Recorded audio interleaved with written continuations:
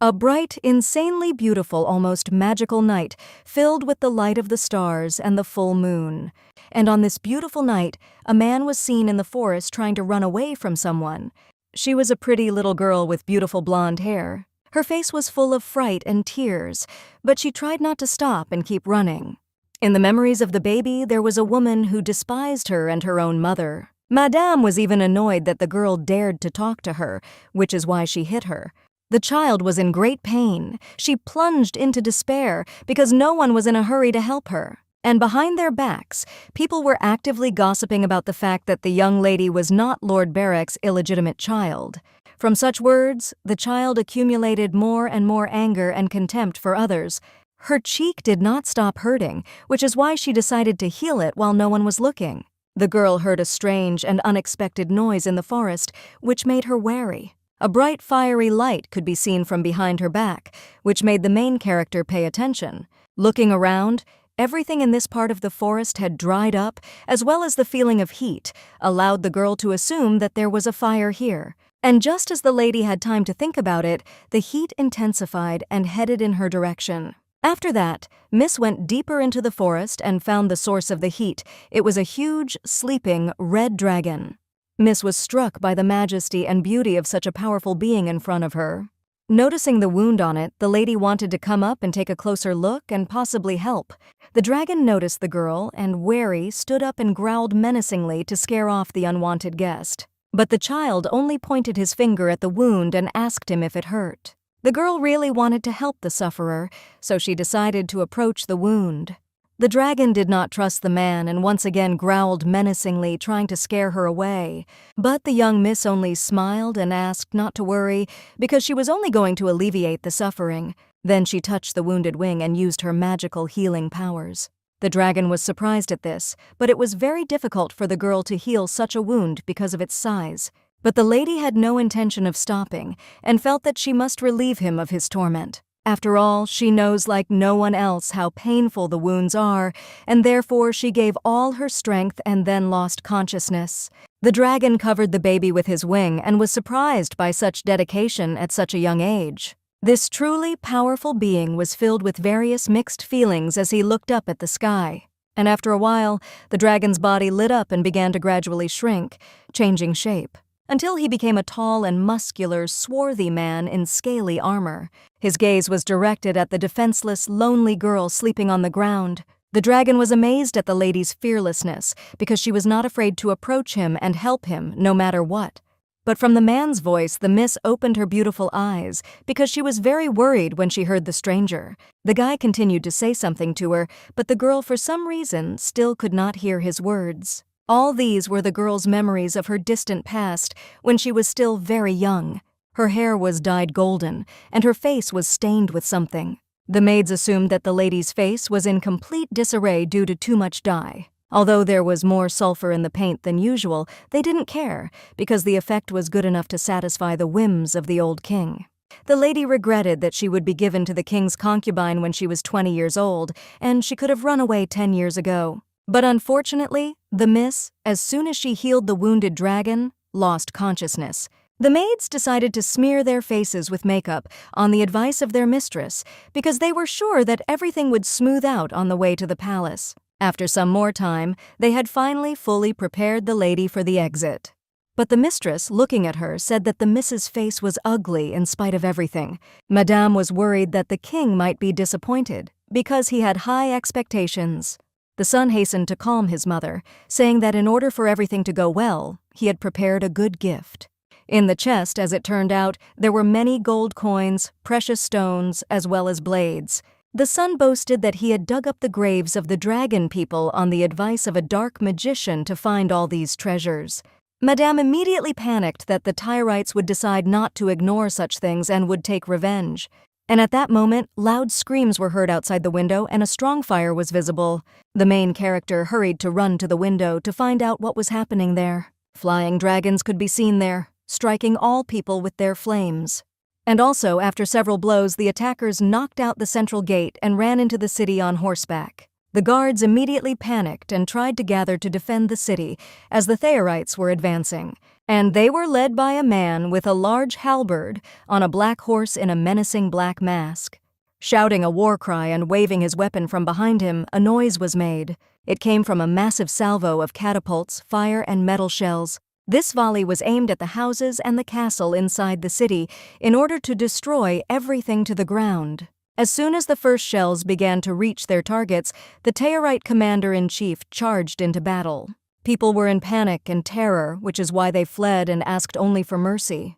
Miss couldn't take her eyes off the powerful and strong leader of the Thairites, while the guards were trying to somehow block the passage and not let them inside the castle. The eyes between the girl and the leader crossed, which made her frightened and tried to hide.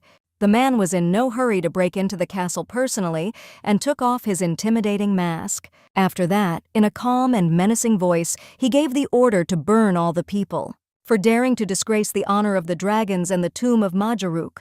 From the abundance of fire and attacks, the walls began to collapse, which is why the guards said that they wanted to completely destroy them. Madame understood that they had no chance and gave the order for her men to wave a white flag. And while everyone was in a panic, the main character realized that this was the perfect chance for her to escape from her fate. Knowing the area very well, the lady hurried to go to the stone tower in the north in order to climb through the wall later. Now the lady was not going to leave her path, and now she simply had to escape. The entire family and the guards knelt before the invaders who came for revenge. The Thairites hurried to ask their lord what to do with the people who raised the white flag and bowed. But in his eyes there was nothing but great rage and contempt. Therefore, almost without hesitation, he immediately gave the order to behead everyone. First of all the guards were beheaded, and Madame and her son, hiding behind the defenders of the kingdom, were shaking with fear. Out of fear, not finding any other option, the guy knelt to the ground and asked to save his life with a promise to return all the treasures. But this only made the Lord laugh, because anyone who dared to insult their entire family and history begs for mercy. After that, turning to his subordinates, he gave the order to burn down the castle and not leave a single person alive. The son immediately snuggled up to his mother's chest and blamed everything on the dark magician who pushed him to such an act. Madame understood that she had to come up with something urgently, because at this rate everyone would die. Asking them to wait a little longer, she said that she would give them her daughter. After all, the King of Bryan personally chose and recognized her. That's how important and beautiful her daughter is. Madame knew that she might be interested if she said that she was the personal woman of King Bryan, for they were sworn enemies. Therefore, she immediately declared that her daughter was really a woman of the king, and they were going to rise to celebrate their reunion. Smiling, the dragon asked where this daughter was, and looking around, the woman realized that she was not nearby. And at that moment, the main character was already climbing the stairs to the tower. Looking around, she made sure that the soldiers at the gate had all left, and therefore she needed to run away right away. But at that moment, Miss heard the sound of wings and noticed a shadow approaching her. After that, she was captured by a blue dragon, which took her away from her cherished freedom and dreams. The main character noticed, while flying over the lands, that all the soldiers were beheaded. Hearing the approaching noise of wings, Madame turned around and saw her hated daughter. She was abruptly thrown to the ground, right in front of the Lord, which caused the Miss to experience little pain. The man looked at the girl in front of him relaxed, assessing her appearance. Grinning and smiling, the Lord decided to clarify whether this was the lady he had promised. The guy noticed that the appearance of the daughter of the Barrack family in front of him was not so special, whether the bastard king wanted this girl. As he looked at her, he noticed mysterious and magical eyes that looked like stars. He felt something familiar in them, and then he remembered that he had seen them on a fearless girl 10 years ago. The Lord figured that he had been wounded somewhere here at the time, too, and that the child also lived, perhaps in this city. But still he decided that this was not the same girl, because the hair color was not at all the same as it was. Madame, grabbing her daughter, immediately hurried to find out if they liked her daughter. The mother promised that if she was given a day, or at least 3 days, she would transform her so much that she could be sent to the king. Not listening to the words of the old woman, the man put a halberd to the throat of the main character. The lady was very worried, but the dragon continued to say something. She became his companion. Putting the weapon on his shoulder, he said that if not, then she would be buried alive along with the dead people. The girl was shocked and terribly frightened by the threat of being killed here. Therefore, she agreed to marry him, but the man abruptly began to approach her, which the lady was worried about.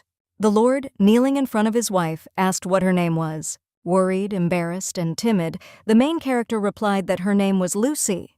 Noticing that her name means moon in Brian's language, the young man said that it was appropriate and also introduced himself as Hakan. As he approached again, the lord whispered to the lady that he would treat her well. Getting up, the young man said that a priest was needed at weddings in Brian and called his servants. Finding the priest tied up, Hakan announced that he was now marrying Lucina. Madame was shocked that everything was happening right here, and the lady was startled by the suddenness. And also, the leader of the Tyrites said that after marrying her, he would need a witness. The priest was surprised and decided to ask who he would be, to which the man only grinned and said who else if not their king. As he left, he asked people to send a letter to their ruler that Hakan had chosen a wife for himself. Laughing, the guy said that it would be revenge because 10 years ago, he had sent a dragon slayer to exterminate the young species against them. Madame realized that she was a very ruthless person because he wanted to use Lucina to pay off the king of Brian. After a little preparation, the main character stood in front of Hakan and looked into his eyes. The lord, looking at the scorching fire, said that this mess did not look like a wedding, so he gave the order to bring flowers to them. And obeying, the warriors of the Tyrites began to gather flowers with bloody hands and tools. After that, they hurried to present my lord with the collected bouquet of flowers. Appreciating the smell of flowers, the man asked his bride to take the bouquet. After all, she knows that in her country there is a tradition that brides should hold flowers in their hands. Taking them with trembling hands, the lady felt very uncomfortable with this situation. Looking at his betrothed, Hakan said that it was much better this way and asked to start the ceremony. It was difficult and embarrassing for a priest to deliver a traditional speech in the midst of devastation and fire. Both stood and listened quietly to the priest's speech, each immersed in his own thoughts. When he finished, the novice said that the seer could kiss his fiancée, which caused her to be shocked. Looking at the reaction to such words, Hakan asked to do without a kiss. The priest then wanted to start prayers, but the dragon asked not to say them because he did not believe in their god. Due to hopelessness and in fear, the priest decided to complete the ceremony. Suddenly hugging his wife and hugging her, Hakan frightened the lady again. Holding so that the main character would not faint, the man asked to close his eyes. As she got closer and closer to the lord's lips, the lady could smell a strong smell of blood. From the smell and excitement from the kiss, the main character really fainted. The subordinate hurried to play a joke on his great king because although he should have kissed his wife passionately, why did he bring her to fainting? Replying that it seemed that his kiss was too much for the lady, His Highness lifted his betrothed with one hand. Mounting his horse with her, the king declared that he would spare their lives, since they were of the same blood as his wife. But if they dare to approach Mayaruk of Thayer, he will wipe this place off the face of the earth. And with these words they threw on their cloaks and hurried out of the place. So the mother and son were left almost alone, against the background of the ruined castle, burning in flames. After thinking it over, Madame said that she was obliged to return her daughter back. After all, she sold Lucina to the king of Brian for the sake of their future. A mother cannot allow her daughter to be stolen, as simple as that. The son did not understand how to implement this, because now all the knights are already dead. But the madam replied that they could hire mercenaries to bring the girl back before they went very far. When the main character woke up, she found herself in a carriage and stood up and began to look around anxiously. Looking out the window, the lady noticed the Tayarites and realized that everything that had happened to her was not a dream. The guy, noticing the lady, smiled and was glad that she had already woken up, and also immediately hurried to inform his master about this news. From hearing the words, Hakan hurried to turn around to make sure of his subordinate's words. Noticing his wife timidly looking out of the window, the guy asked if the girl was awake. But as soon as the lady felt her husband's gaze, she immediately disappeared inside the carriage. Thinking that after sleep it would be necessary to eat, the king announced the setting up of camp and they would make a halt. The lady was frightened by the sudden stop and was anxious about what would happen to her, when suddenly the carriage door was opened in front of her. Hakan looked very worried and sad. Giving his hand, he asked about the lady's well-being because she suddenly fainted. Embarrassed and huddled in a corner, trembling with fear, the Miss declared that she was all right. Since the main character did not eat all day, her husband invited her to get out of the carriage and to eat with them, but the Miss refused, and then she was betrayed by a rumbling stomach. Seeing all this, the husband laughed and said that his wife was too shy. The king insisted that the lady get out of the carriage and light a fire with him, for it was very cold at night. The main character felt the alluring smell of food, which made her realize that she was not being deceived. Trusting, she nevertheless gave her hand to her husband and began to slowly get out of the carriage. At this time, one of Hakon's entourage was already waiting for them, ready to accompany them. Having passed through the entire camp, they were led to a tent, next to which a fire was already burning. After thanking him, my lord released his servant with a bright smile on his face. Putting something on the ground, the husband asked to sit in this place because it would be softer. As soon as they sat down by the fire, Hakon began to carefully remove his cloak. And then he covered the main character, who was shivering from the cold, with it. Holding out the food, the man asked to eat quickly, while it was warm, because this way the Miss would warm up. The lady hesitated, for she enjoyed the smell of food, for in the palace she was given only dry bread with mold. But Hakon took it his own way, deciding that Miss thought there might be poison, so he said that he would never fall so low. Embarrassed by the awkwardness, the lady decided to hurry up and took the first bite. The main character was amazed by the taste of not only bread, but also the filling. The husband was surprised at the speed and greed with which his wife ate. Therefore, smiling, he asked to eat more slowly and not in a hurry, otherwise he would choke. After receiving the warm sheep's milk, the lady remembered that she had to run many errands in the castle to get crackers.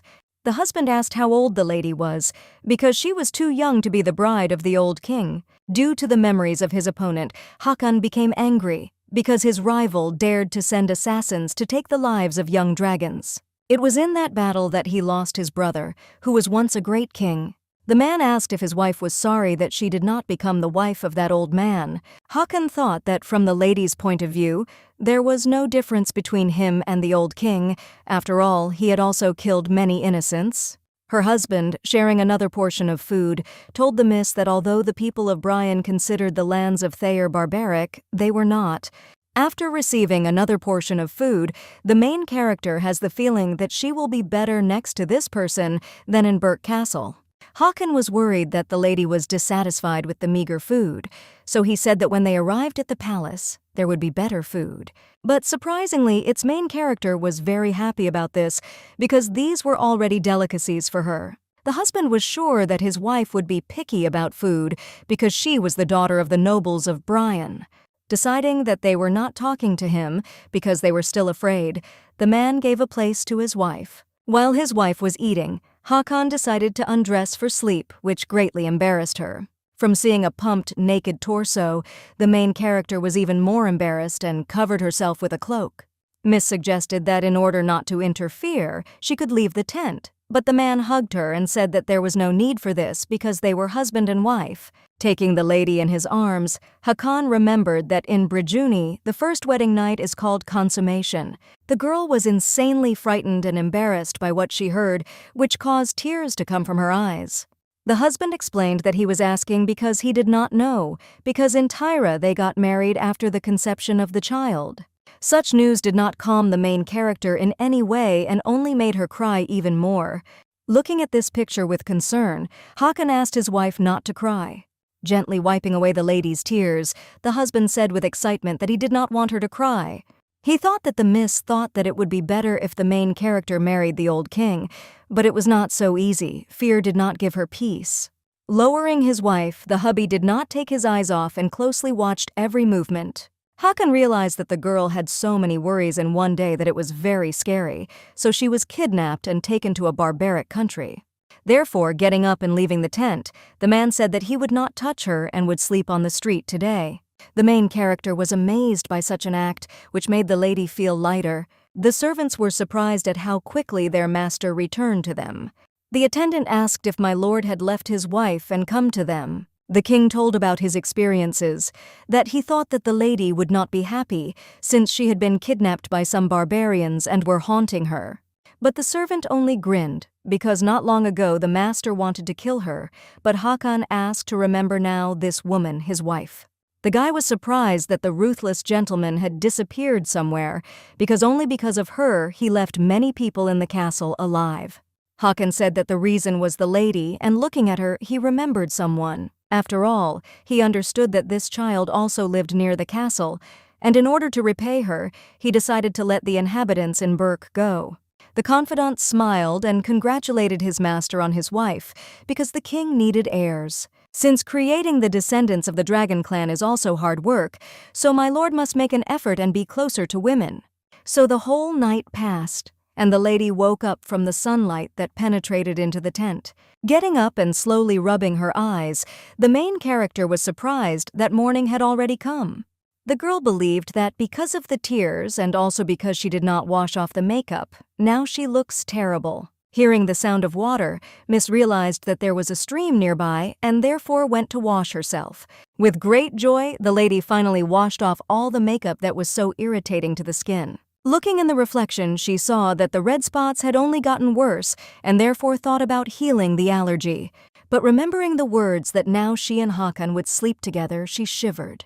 Miss decided to leave everything to scare her husband away and motivate him not to touch her. The lady heard strange noises behind her back because a stranger had fought with her. The main character only managed to get scared as soon as their hands caught her. Although the girls shouted, the mercenaries were insanely happy that everything turned out much easier than they thought. Hearing the warriors' negotiations about Baroness Barrack, the miss immediately realized that they wanted to return her, so she fell into horror. It suddenly began to rain in front of them, which is why the mercenaries decided that they need to present peanuts when crossing this forest, because it is the fairy who calls for rain. The main character was shivering all over from the cold, so the soldiers assumed that she was sick. They understood that they would have problems if the product died before reaching the customer. Deciding to check her, the men were frightened, noticing many red spots on their faces. Assuming that the barbarians had infected her with smallpox, they wanted to abandon her because they did not want to die for a penny.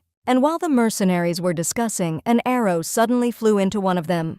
The mercenaries realized what was happening, but out of fear they decided to turn around and see the Tyrites. They were led by an angry Hakan, who tried to catch up with them as soon as possible. With each new shot, more and more mercenaries died. In order to find at least some option for escape, the man began to threaten to kill the hostage. But the cold-blooded and enraged king of the barbarians asked Lucina to close her eyes. The main character understood what was about to happen and therefore immediately listened to her husband. After that, the husband decapitated the mercenary with one decisive blow. Hakan got off his horse and slowly began to approach his frightened tied wife. After freeing her, the main character looked very embarrassed into her husband's eyes. The man was worried that something was wrong with Lucina because she was trembling all over. A strange feeling came over the lady, although this time she was looking at the man's bloody face again, but now she felt not fear, but relief. As he got off his horse and covered the lady, Hakan realized that his wife had a fever and therefore apologized for coming too late. Noticing how the lady was holding on tightly to him, my husband felt pleased and, taking her in his arms, hurried to carry her out of the forest. My lord gave orders that as soon as they were out of the woods, a fire should be lit and clean water should be brought so that the miss could warm herself and wash herself. Listening to all these words and pressing against her warm chest, the main character's heart calmed down. Lucina decided that she wanted to stay with this man, and after a while she was brought to a new camp and a tent was set up. All the spots on her face looked like blood, and because of the heat they were getting worse, which really made the girl look like she was sick. The lady was worried. Although she could be healed, she was worried that she would have to sleep with a man. Embarrassed by the memory of how he saved her by drinking warm milk, the girl assumed that everything would be fine if it was him. The main character decided to heal herself and had almost touched herself when she heard a voice from behind her. As it turned out, it was a small floating child with a sparkling aura emanating from it. Miss asked who it was, that she hastened to answer that she was a fairy of this forest named Fuka. The lady was surprised that this short man was the one who made it rain if he didn't get peanuts. The fairy was surprised that the girl spoke well, because only yesterday she was completely silent. Lucina was surprised that she was being watched, and Fuka explained that it was because it was the first time she had encountered such energy. Therefore, she assumed that the main character has healing powers. Fuka explained that a lady couldn't just use such abilities, because this power is very rare. After warning the lady, the fairy asked why the girl did not talk in the morning, because she knows how to talk perfectly. Because people get angry when she speaks and constantly scold or beat, but with non-humans everything is the opposite. The main character said that she had previously met a cool big red dragon. He had damaged his wings and was bleeding. The lady wanted to talk to him, but as soon as she healed him, she lost consciousness. Hakan asked permission to enter the tent and apologized to her for not having anything decent to let her change. Seeing Lucina's face, the man was terribly frightened, asking what happened to her. The king was worried that such spots appeared on his wife because of the low heat. Worried, Hakan asked Turan to urgently call a healer and asked him to hurry up. Entering the tent, the assistant was surprised and wanted to know what had happened to my lord's wife.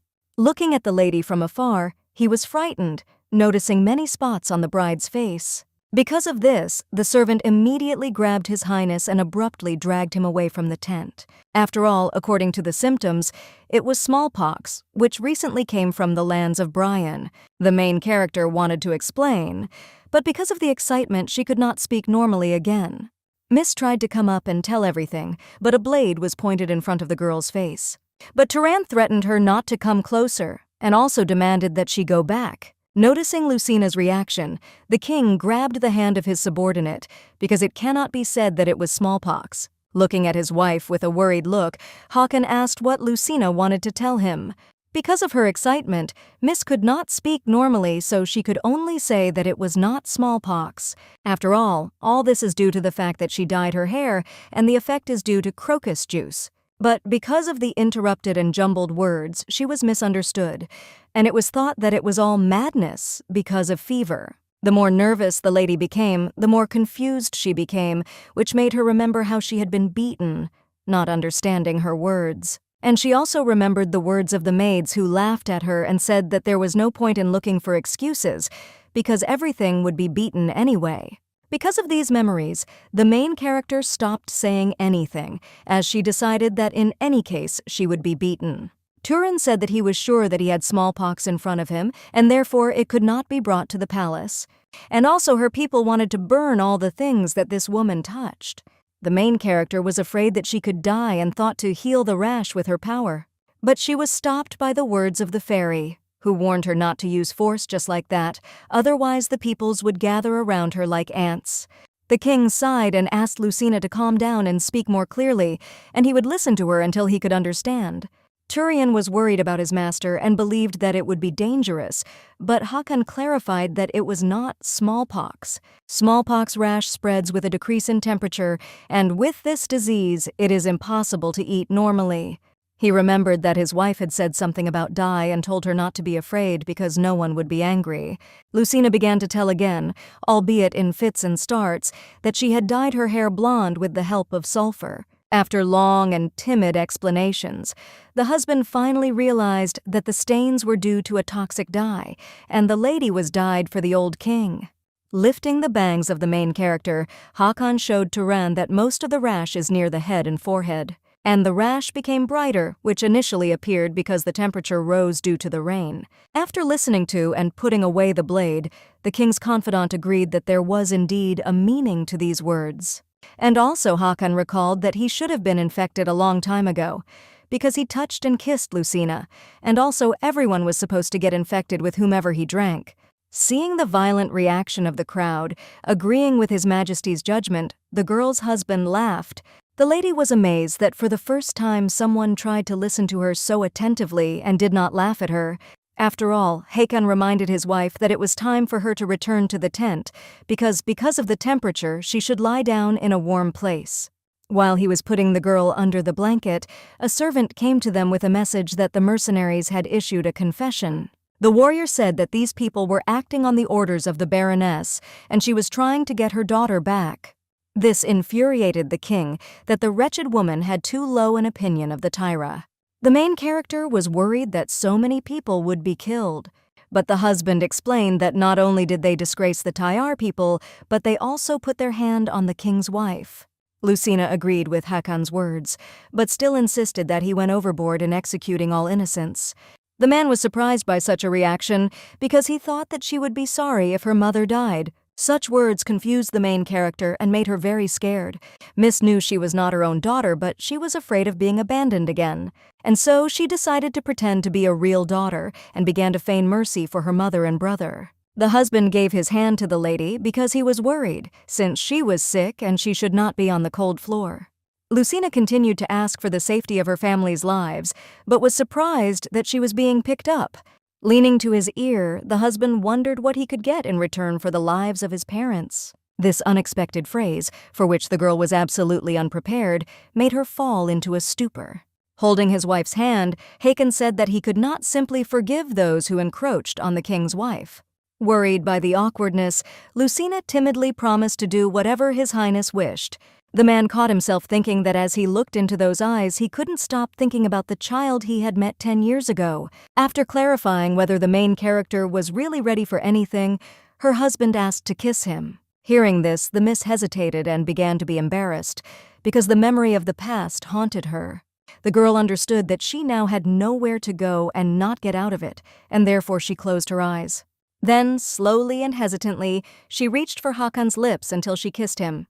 This kiss was very short, but gentle and gentle. After it, the king's mood was greatly lifted, which is why he pressed the main character to his chest.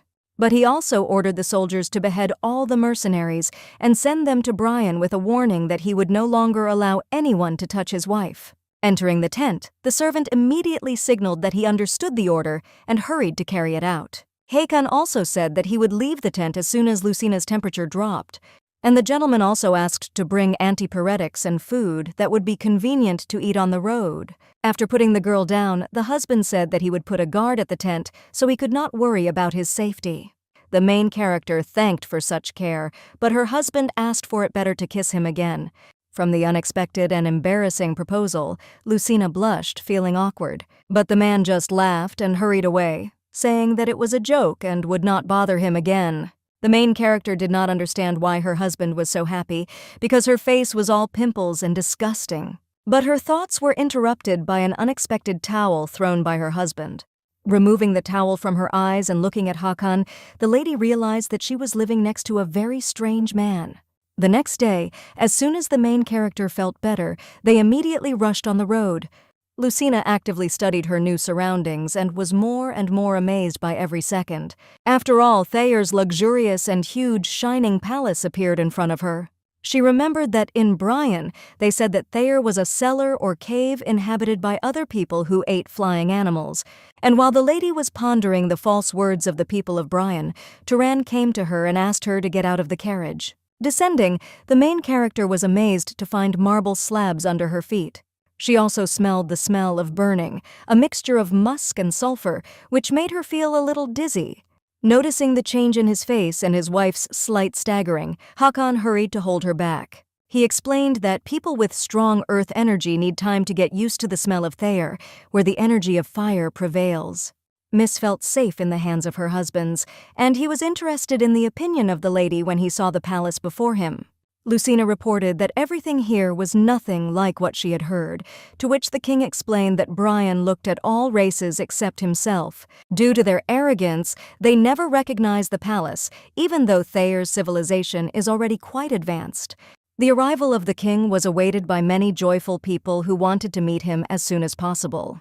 While the people were praising Hakon in every possible way, the main character felt the strongest awkwardness and embarrassment with every second. Also, over time, the people began to discuss the woman Brian, who walked next to the master. Enduring all the awkwardness, the lady noticed that the courtmen were all similar in race, unlike the maids. Going deeper into the castle, they were met by a strange man in colorful robes and a skull on his head. Smiling, the man greeted the priest happily with a smile. This man slowly raised his head and looked at the main character with a frightening look. Then, in a monotone voice, he said that Hakon had brought the energy of the earth here. After that, the priest dipped his hand into a bowl of purified water, which was held by his assistant. The general appearance of the priest was extremely unusual and very frightening for a lady. Because of this, from what she heard and saw, Lucina was terribly frightened and worried. But the husband hastened to calm his wife, stroking her and saying that this water helps to purify the bad energy of people from other lands. He also explained that when Thayer's people leave the kingdom, they risk staining their bodies and souls with bad energy, so they are cleansed with holy water upon return. Therefore, he asked to calm down because this is a very warm welcome from people. Approaching the priest and bowing their heads, they heard the reading of prayers. Although the lady saw on Hakan that everything was fine, she was still very worried. After that, the priest said that he had completed the purification ritual and now they could enter the main palace. Looking around, the girl could not help but notice that everything around was very luxurious and gold everywhere. As they walked along the corridor of the palace, they could already hear the running footsteps of a man. It was a girl who was very happy to meet her king. She immediately fell into her arms and said that she was glad to return safe and sound. After that, the girl became very flirtatious, saying that she was proud of him, who showed the power of the great king to the thieves of Brijuni. Garrett pointed her finger at Lucina and asked about the woman next to him and assumed she was a trophy. She also criticized that all the ladies of Brijuni were dirty and lousy, and she needed to send her to the bath urgently. Hakan apologized to Garrett for reporting so late, but the girl next to him is his wife. Such unexpected news shocked the woman and everyone who stood behind her. The king also explained that the place of the mistress of this palace cannot be empty, and Lucina will give birth to a child for him and become queen. Garrett decided to make sure that these words were true, and whether they would be fulfilled accurately, no matter what happened. After all, she was sure that the body of the main character was all in pus. Because of the holy water, the dye began to peel off his hair, causing Hakan to notice that the original color was silver. The man explained that this is not pus, but only paint, so there is nothing to worry about. But Garrett explained that she was worried not about the girl, but about the master, and whether the bride would be able to fulfill her due obligation. Hearing this, the lady was not much frightened and decided to find out what this obligation was, to which the king did not answer, only pressed her to him and asked his wife to change clothes. Garrett then ordered Titi to escort the king's wife and help her settle in. The girl first bowed to the wife of the late king, and then hurried to Lucina. The main character was excited by the unfriendly girl who met them. Now the lady understood who was the wife of Hakan's brother, who had died 10 years ago. After all, initially Lucina considered them lovers, which is why she was very ashamed. Titi was embarrassed by such a polite address to her. After all, she was just a servant. The main character is located in a temporary room, in which she will be until she gives birth to a child for the king and officially becomes queen. Titi offered to help the bride change her clothes, but she was surprised by the stains on her shirt. The girl thought about it and realized that when the water touched the paint, it stained her shirt, and the rash on her face began to pass. Therefore, she decided to ask for more holy water to get rid of the paint completely. The main character then quietly watched as the courtier left her to get permission to use that water. And at that moment, the approaching voice of a bird was heard from behind him. Flying very close, she said that Lucina had done a good job, which surprised her. But as it turned out, it was only the fairy Fuka, temporarily transformed into a bird. She was worried about whether the main character was taking advice, and using holy water was much safer than healing power. After promising the fairy peanuts, the girl said that she liked it here and it would be much more pleasant for her to live than in Burki. But the whole joyful atmosphere was spoiled by Fuki's question about whether the lady was frightened by the thought of a child from Hakan.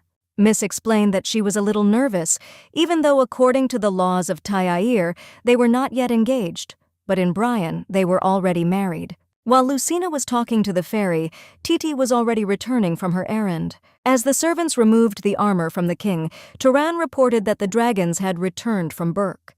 Though they had carried out his master's strict orders, the confidant was concerned about whether the king would forgive the people of Burke. After all, 10 years ago, assassins were sent to the hatchling battle. Turan was worried that they could not avenge the death of the former king now. But the man said that he would not forgive anything, he just wanted to find out, and reminded him of the forest in which he fell when he was wounded in that battle. Hakan said he wanted to kill all the people in Burke, but wanted to save the life of the child who saved him that day. Turan wondered why the gentleman had not brought the child with him at that time. He remembered that the girl had many scars on her face and a careless appearance, so he was sure that she was a commoner. The king explained that he wanted this child with silver hair to be found before they attacked Burke, and also asked to find out information about whether Lucina is the biological daughter of the Baron. After all, for a noblewoman she is too shy and separated from her family, so she wants to know who raised her. After giving the order, Hakan warned that he was going to wash and go to the hot springs, and that he did not need an escort. Hearing these words, Turan hesitated a little because there was a man at the hot springs now. But smiling, he did not tell the master about it and said that he could safely go there. The main character at that time was just taking a bath after a long journey. Standing up, Lucina examined her hair and her reflection in the water to make sure of the effect. The girl was amazed at the effectiveness of the holy water because the paint disappeared and the skin became smooth, but her joy was interrupted by a sound from behind her back. The lady hurried to hide behind the column and was shocked to see her husband in front of her. This situation embarrassed the girl, which is why, so that she was not noticed, she covered her mouth, trying not to make loud noises. But her shock and excitement greatly intensified because she noticed how Hakan was undressing. Seeing how he entered the water, the main character urgently tried to figure out what to do next.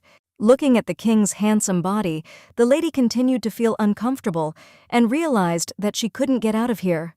From the splash of water behind him, Hakan noticed where the sound came from. Looking closer, the man noticed the girl's bare hand and a strand of silver hair behind the column. After examining it, the husband was angry because he did not expect anyone here and asked to leave him alone. Holding the towel, Hakan shouted that he would know who was watching him. Receiving no answer, the king only got angry because he warned that he did not need servants. While her husband was trying to understand who dared to come to him, Lucina did not understand what to do because she was not even dressed. Hakan assumed that this was another trick of his confidant so that the servants would seduce the king. Already switching to an irritable tone, the man decided to find out who had sent the woman to him. The main character, not knowing what to do in a panic, decided to flee and dived under the water.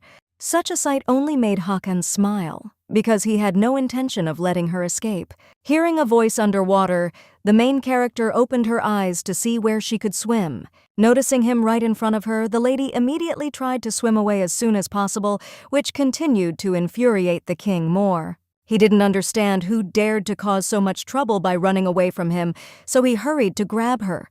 Due to the fact that the girl slipped in a hurry and began to fall, the guy hurried to save her from the blow. After that, he decided to convey a message to Turan not to carry out such tricks. But then, the man looked at the frightened and terribly embarrassed, beautiful lady in front of him. Hakan was struck by the beauty of the beautiful lady and did not immediately recognize her in this image.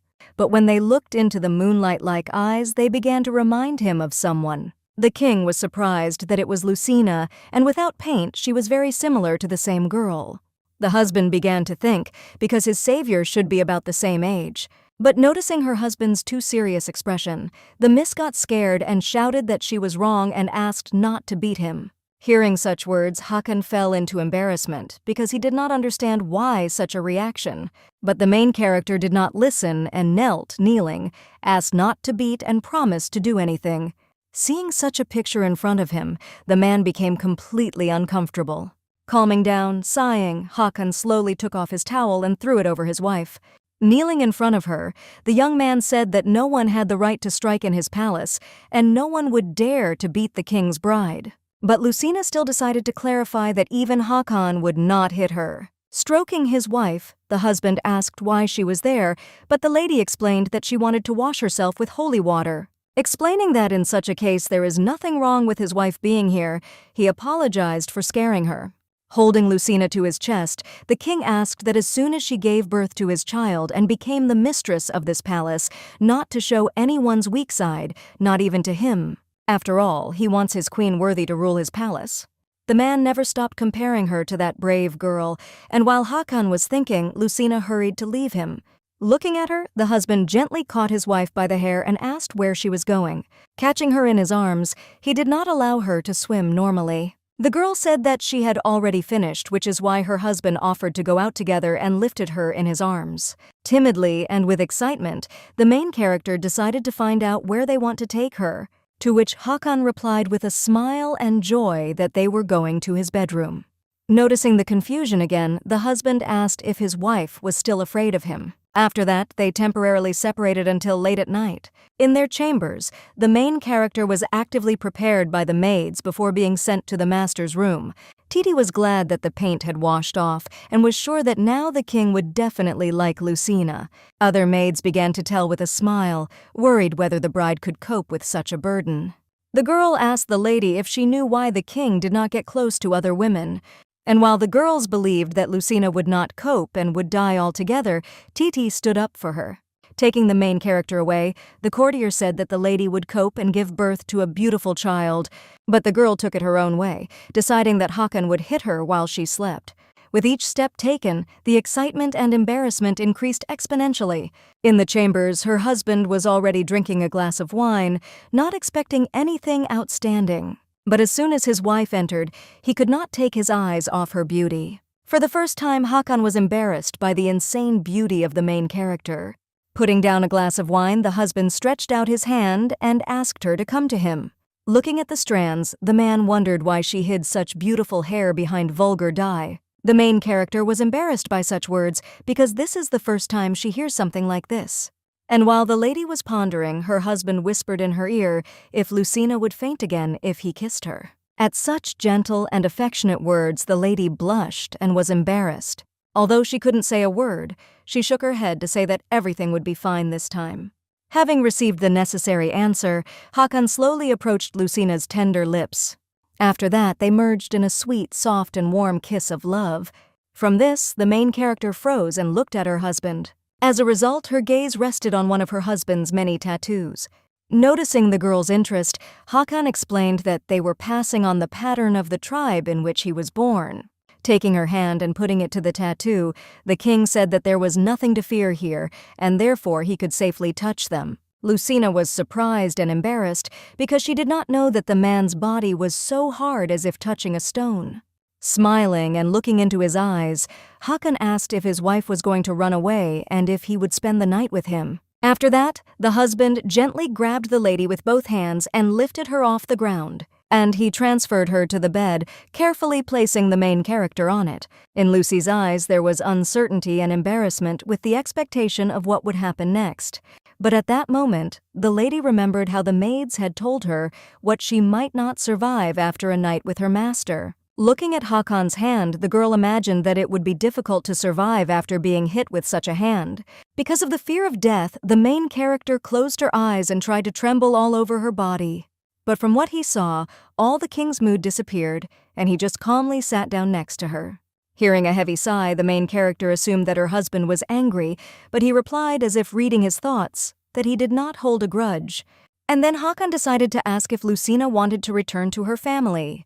Hearing these words, the girl sat down and timidly said that she did not want to. Worried, the main character did not want to go back, and therefore now she is completely his. Remembering Titi's words, the lady decided to repeat them and therefore declared that she would give birth to a beautiful child for the king and become queen. Looking at the bride with a sad look, the man said that the miss did not even know what it meant to be the Queen of Thayer. Such a question surprised and puzzled the main character, as she was sure that she had already understood everything. Hakan warned that she must be willing to give her life for him and Thayer, and whether Lucina would be ready to say goodbye to her life. The wife could not give an answer to such a question, which is why she only silently looked at her husband. Hearing no answer, the king began to get ready and declared that he would not touch her until the girl herself was ready. As he was leaving, the man told her to rest, and he decided to sleep elsewhere. As a result, the main character was left completely alone in the room without a single sound. The girl was still embarrassed and uncomfortable with everything that had happened. A few days later, the maids were actively gossiping as the king left the Bryan woman alone in her chambers. Not paying much attention to them, Lucina hurried to go on, despite the fact that she heard everything perfectly. But for a moment she was stopped by the words that the king wanted to marry Miss Garrett. Remembering that woman, the lady was worried and panicked that they would get married. After all, Everyone considered Garrett the most reliable candidate, and there was a good relationship between them. There was also a rumor that the king was in love with his sister-in-law as a child. Time passed, and from that time on they did not see my husband again. Lady remembered Titi's soothing words that Hakan was not coming to see her because he was away now. But the words of the maids haunted him, because if he had once been in love with such a beautiful woman as Garrett, then he would not even notice her. While Lucina was angry that she looked pathetic day after day, a servant ran through the door. She said that the king had returned to the palace and asked if she would like to come out to greet him.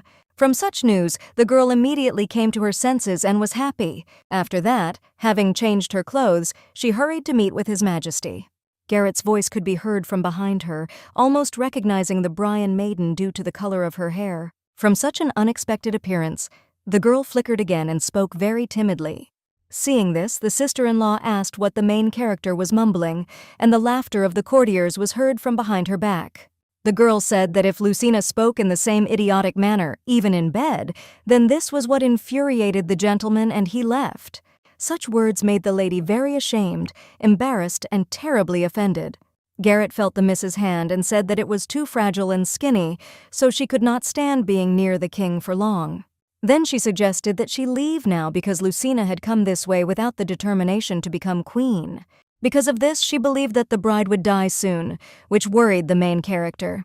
Seeing Garrett's reaction, she smiled and said that people were dying, and this was a fact, and it was not worth talking about it with caution. The girl was all excited and very nervous, because Hakan did not tell her anything about death. The woman explained that few people survive after receiving the dragon's energy, but their conversation was interrupted by the voice of the king, who was walking along this corridor. Lucina tried to imitate her sister-in-law and carefully repeated all her actions. Garrett said that she did not talk to someone who did not know how to do it, but simply gave advice about life in the castle. Without any embarrassment, the sister-in-law said that she had told the bride that not everyone could be a dragon's home toy, and a weak person will only waste his life on this, and also asked to be sure to choose a compatriot's companion. The king thanked her for such advice, but said that he would deal with it himself, and then called Lucina.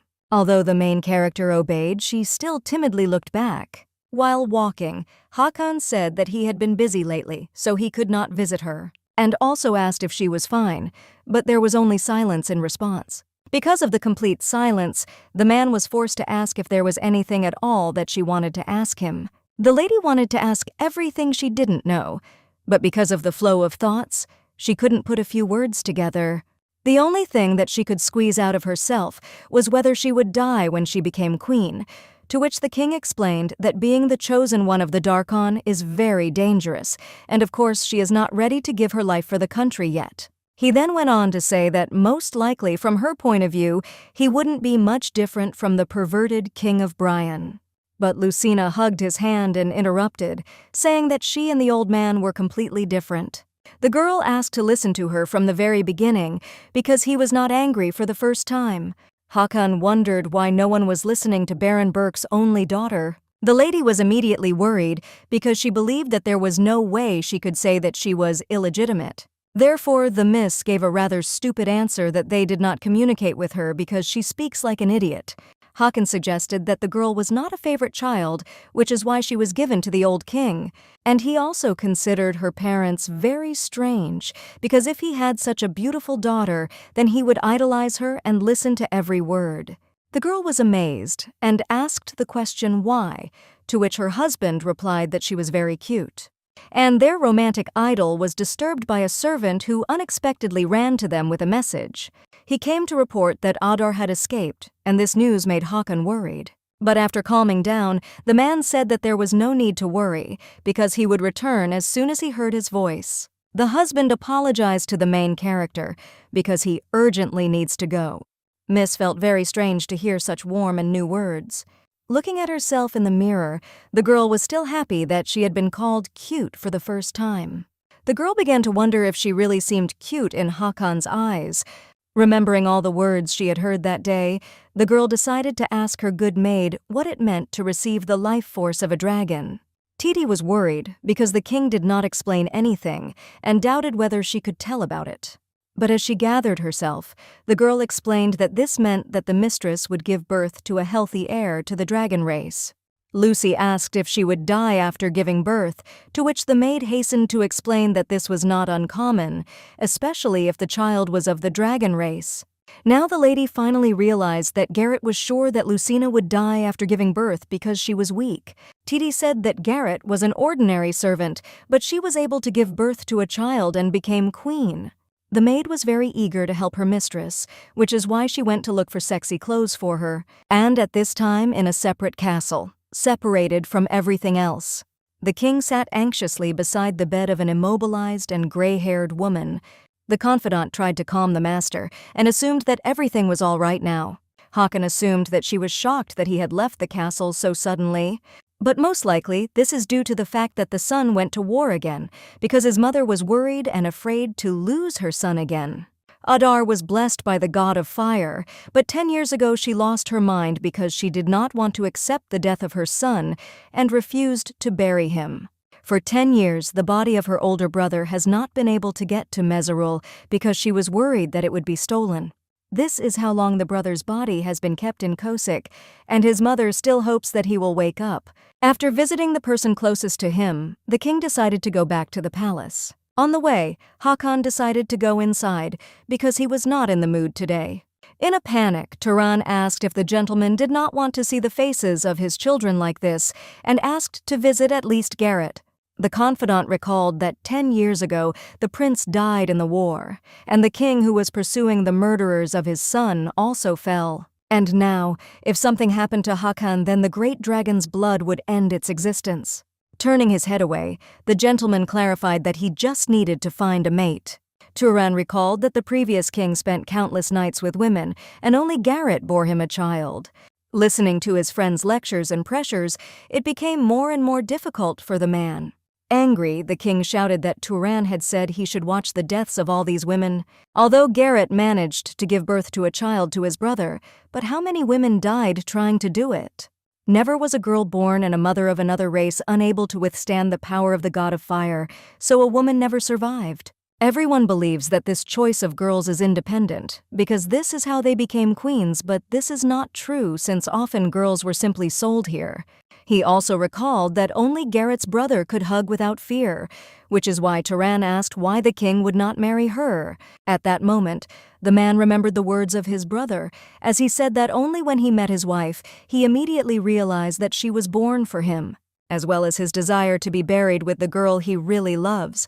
Since he was not a king for her, but only a man whom she loved, the elder wished to find the same love for his younger brother. After thinking about it, Håkon explained to his friend that he did not like Garrett.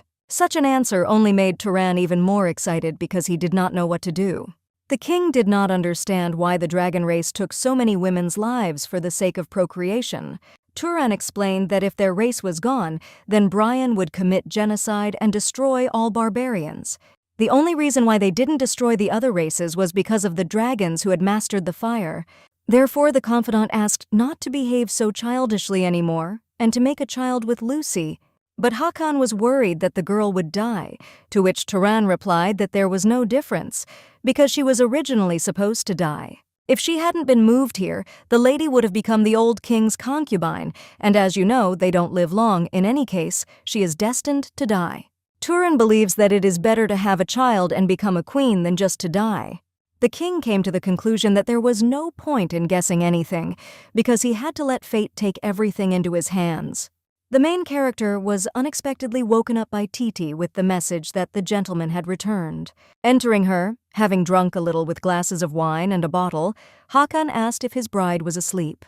The girl was very excited by such an unexpected appearance of her husband. Already a little drunk, the husband asked the maid to leave them and leave them alone. As they waited for Titi to leave them, there was an awkward, short pause between them. Touching his hand, Håkon said that he was once again convinced of how beautiful his wife was. The man wondered if the lady was sad because he had not visited her lately. Her husband's touches made Lucina embarrassed, and he, taking advantage of the moment, promised to look at her more often and kissed the miss. The main character was surprised by this behavior, but she really liked it. After finishing the kiss, the girl timidly and embarrassedly said that she wanted more. Hakan was surprised and uncomfortable, then asked the girl if she had stopped being afraid. But instead of answering, the main character gently grabbed her husband by the neck and kissed him. In a fit of passion, Lucina climbed on top of her husband, and he carefully carried her to bed. Stopping the kiss, the man carefully put the fragile girl on the bed. Then he climbed onto the bed too and looked at the girl with an embarrassed look. Hakan decided to clarify whether the lady was now ready to give her life for him and Tyre. Lucina said she wasn't quite sure yet, and after an awkward pause, she asked if she was cute. Smiling, the man said that it was so, and wondered if anyone doubted it. Miss apologized, and explained that it was just the first time she had heard such words. Hakan did not understand and decided that everyone in Brian was blind, because his wife was terribly cute. At that moment, Lucina remembered how the servants had gossiped about the king's love for his sister-in-law. Presenting the picture, the main character suggested that her husband also kissed Garrett. Unexpectedly for the king, the lady crawled out from under him and gently pushed him away. The man did not understand what was happening, and the girl said that Garrett was also beautiful. Miss asked if he liked her, because the servants say that Hakan will soon marry his sister-in-law. Upset and a little angry, the king asked not to bother with this. Insecure Lucina does not fully understand this, because her husband loved Garrett in his youth. Such words made the man very angry because he understood where such rumors came from. Having calmed down, His Majesty asked not to talk about her anymore. Averting his sad and saddened gaze, Hakan warned that if the girl continued, he would leave. The main character wondered if the rumors were true, but she decided that she was not going to the mark because she said that her husband was lying and the miss was unpleasant. These words hurt her husband greatly, and the girl continued to say that she was sure that Garrett liked him more. Unable to stand it, the man asked what kind of nonsense Lucina was talking about. Did the lady really want him to leave? The girl was frightened and felt awkward, which is why she could not say a word. Hakan stood up and said that he should have just said that the miss did not want to be his wife and hurried to leave her. Looking at the retreating back, the main character tried to pull herself together and say at least something, but it didn't work. The girl was left alone in the room, sitting on the bed, and did not understand at all what was happening. The next morning, the news that Hakan had left his wife without spending the night with her reached Garrett from the maids. The girls laughed at Lucina, assuming that she was afraid of the king and did not want to merge into one with someone like a dragon. The former queen assumed that the king hated the lady, and very soon Hakan would dislike her. Garrett openly laughed at her rival and said that she was surprised that the king decided to visit the main character. The former queen decided that there was no cause for concern, and the maids were sure that if the mistress gave birth to a child, she would rule again. Hakan adored Garrett since childhood, but restrained himself due to guilt before the previous king, but the girl remembered the moment when she sat next to her husband. She was having a sweet conversation with the king, and suddenly a shadow from behind the wall caught her eye. There was a young Hakan peeping afterwards as lovers were merciful. As soon as the boy realized that he had been noticed, he was very embarrassed. Garrett laughed at the reaction of the guy, who hurried to run away and hide. The woman was sure that Hakan, after the death of his brother, threw away all his feelings. Garrett was smiling, for she was gloating, for she believed that the king would soon come to her. Lucina was very worried because from that very night her husband did not come to her anymore. Titi supported the mistress in every possible way, which is why the main character decided to ask to be taught to speak. The maid agreed and said that she had once spoken to herself while she was teaching Tyarsky. A friend said that she left the country of Lavardi and went to work here in order to pay for the education of her younger brothers. Sitting down in front of each other, Titi began to talk a lot with her mistress slowly and intelligibly. Lucina asked how old the maid's brothers were this year. As it turned out, they were 15, and the maid asked if the mistress had brothers, but the miss did not say. Although she was not close to him. Her friend was curious why they did not get along, to which the lady was embarrassed to answer. Their conversation was interrupted by another servant who came with the message that Lucy was beheaded by the queen. From such news, the main character was scared and shocked because she did not know why she was needed. The girl and her friend hurried to go to the queen's palace. Titi supported her mistress and told her not to swallow the words and to speak confidently. Gathering herself, the lady asked embarrassedly why the queen had called her. Garrett said that a banquet was waiting for them, and the clothes in Brejun had already changed, so she had one dress lying around. Her sister-in-law gave it to Lucina and insisted that she wear it exactly. After examining the robes, Titi asked if it would not be too much for a banquet. Garrett did not understand what the complaint was, because she had specially chosen an outfit for the one who refused to sleep with the king. After all, such clothes are worn by all those who want to leave the palace as soon as possible.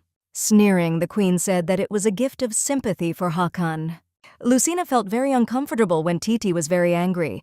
After putting on the gift and looking in the mirror, the maid began to swear because the mistress would look like a ghost. A friend was worried that because of such an outfit, the king might decide that they held a grudge against him. The main character understood that if her husband thought so, she would never see her husband again. And while the girl was hovering in thought, she heard an elderly voice from behind her. It was a woman with gray hair and a red toy in beautiful clothes. Lucina was surprised and asked who it was, but Titi replied that she didn't know either, because she had recently arrived at the palace. The woman did not pay attention to this and called the main character her sister, and also asked why she was in mourning clothes. She assumed that someone had died and perhaps one of her acquaintances, which is why she rushed to hug. The lady explained that this outfit was for a banquet, but the stranger said that she did not believe it, because for such a thing you need to be very elegant. She also asked permission to correct the outfit, but the maid asked to introduce herself first. Introducing herself as Rita, the woman promised to change the outfit beyond recognition on the condition of delicious food. Garrett walked through the palace and asked about Adar, who had disappeared again, and her maid said that he had gone to a separate palace to be alone.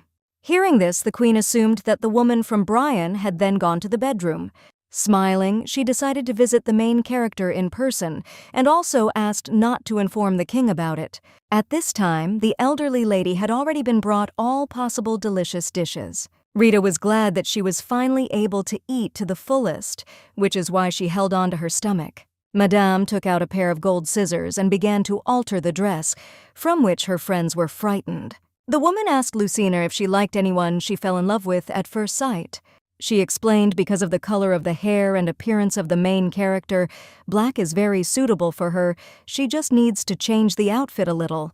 While the girls were worried about the dress, the queen carefully watched them, but she herself did not decide to interfere.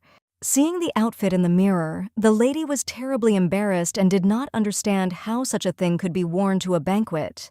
Although Lucina resisted, Titi still insisted on wearing it because now it has become much better. Looking at these clothes, the main character felt ashamed and embarrassed because of the very revealing style. Time passed, and the castle was quite quiet. Only the servants were heard preparing for the banquet. And then the day came. The musicians played music, and many ladies danced to it. The king asked where Lucy's servant had said she was late, and suggested that they go fetch her. Seeing the expression on Hakan's face, Garrett asked if she was making the guy feel embarrassed. Then, with a frustrated tone, she suggested that the main character was afraid of His Highness again and would not want to share a bed with her. The king asked him to tell his wife that if she did not want to come, she should stay in her room. Noticing Hakan drinking alcohol, Garrett took off her cloak, noticing that he was not in the mood. Walking to the center of the hall, she announced that she would dance for the great lord of Tayar. Turan noticed the girl's incomparable dance, but the lord did not pay attention to it. At this time, at the entrance to the banquet, there was a conflict between the main character and the guards. The reason was that only those who have worn clothes given by the queen can enter. Titi explained that it was just her. They had just modified her. Appreciating Lucina's beauty because she looked more attractive than Garrett herself, the guard decided not to let them in. And so he pushed them away, believing that the king did not care about this woman. Because of this, he believed that he was doing the right thing and there was nothing wrong with his actions. The guard was embarrassed to do this, but still announced that the entrance was closed, since they were wearing prohibited clothes. Titi was worried that His Highness would misunderstand them, but suddenly in the sky, Lucina noticed a bird. Noticing an acquaintance, the main character asked Fuki for help. At the same time, the banquet went on, unaware of what was going on outside. His Majesty, because of his emotions, drank a lot of alcohol and became completely drunk. He watched the girl dancing in front of him, Garrett standing in the center of the room. And he also remembered the same moment, only far in the past, when his brother was alive. The eldest wife called it a red poppy, but the younger explained that if you hit all the nets of this flower, you would not get out. But the eldest only laughed and said that Hakon's words were very accurate. That king was intoxicated by this flower and didn't mind completely dissolving in it. Raikon was a role model as he united Tyron into one and became a great warrior with the title of king. Everyone respected and loved him, which is why the younger one wanted to be just like him. And he always wanted to, and then imagined him sitting on Raikon's throne and that everything that belonged to him became his. In order to protect his brother from the arrow of extermination, the elder covered him with his body. In Hakon's memory, the horror of seeing his mortally wounded brother is still clear. On his deathbed, Raikon's last words were about what Garrett would like to see. Such a tragic loss hit the younger brother's psyche hard. Turan, though with heaviness, said that Hakon was obliged to become the king of Tyar. He insisted on sharing a bed with Garrett and would marry her after she gave birth to a new dragon. The man no longer wanted to have this woman. Hakon kept recalling the words of Raikon, who wanted to be buried with his wife, as well as wanting the younger one to find a woman who would love him. The king did not believe that the woman had a sparkle of feeling, but he avoided her under their pretext. The guy was sure that he could find the one who would become his wife. Garrett hugged him and told him that she loved Raikon only as a king and wanted to give birth to a child for Tiar's good. But as a man, the girl said that she sincerely loved Hakon. Such words shocked him and made him overwhelmed with anger. Not paying attention, the girl pulled off her robe and asked if they wanted her. She said that she was ready to do it right now, and then give birth to a child, and then she would become queen again. These unpleasant memories gave way to a severe headache. Turan was worried about the health of His Highness, and Hakon himself was indignant at these memories. And at that moment, a loud noise suddenly rang out at the banquet. Hakon was struck by the beauty of the main character, which is why he first called her a black butterfly. But after examining it more closely and in more detail, he called the lady a goddess who descended from the moon. Such beauty fascinated him so much as to somehow hide his admiration. He covered his face with his hand. Beautiful butterflies hovered around Lucina, and there was magic around that pretended as if the moonlight was falling on her. As soon as the king calmed down a little, he realized that his head had stopped hurting. A couple of moments before that, after the girl's request, the bird blinded the guard, and also began to actively attack him, which is why Titi immediately came to her senses and began to lead the mistress. That's how she appeared at the banquet. All attention is riveted on the lady. The girl was embarrassed and worried, but she remembered training with a friend. Therefore, when she gathered herself, she bowed and addressed the great King Tyar and wished him good luck. Hakon was speechless. He even began to doubt whether this was the same Lucina, because in his memories the girl is very intimidated and insecure. The guard ran inside and was upset that he had missed because of the bird. Garrett immediately became indignant and scolded him, asking why she had been allowed to pass. In order not to lose face in front of the subjects and calm down, Hakon pointed out that he was late. The main character was confused, but Titi immediately bowed down and apologized, saying that an incident had happened. The king did not understand what was happening, but afterwards he noticed something. Worried, the man quickly approached his wife, which frightened her a little. He decided to examine the girl, the lady's trembling hands, and noticed traces of damage on them. Hakon was worried and did not understand why his wife had bruises on her hands and wanted to know what had happened. The maid said that they were not allowed into the banquet hall, and the guards did not let them in, and also wounded the mistress with a spear. His Highness was surprised, for he did not know of any prohibition. Garrett immediately realized what could happen now and quickly began to come up with a plan. Titi wanted to tell about the Queen Dowager, but suddenly the sound of a blow was heard. The woman accused the guards and lied that she had sewed the dress herself. The warrior immediately understood what situation he was in, and bowing down, apologized for his ignorance. Garrett apologized and said that there had been some misunderstanding and promised to teach her a lesson. But the king stopped her and asked Turan to bring him a sword. Since the servant ignored the queen and dared to strike the king's beloved, he dishonored the kingdom of Tyara. Lucina was terribly frightened, worried, so she screamed and said that she was fine. Approaching his wife, the man covered her with his cloak, which embarrassed her.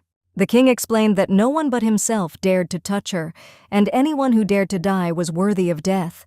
The guard began to beg for mercy and also appealed to the queen to protect himself. After all, he could have turned it in, so Garrett had to say that there was no need to spoil such a beautiful banquet.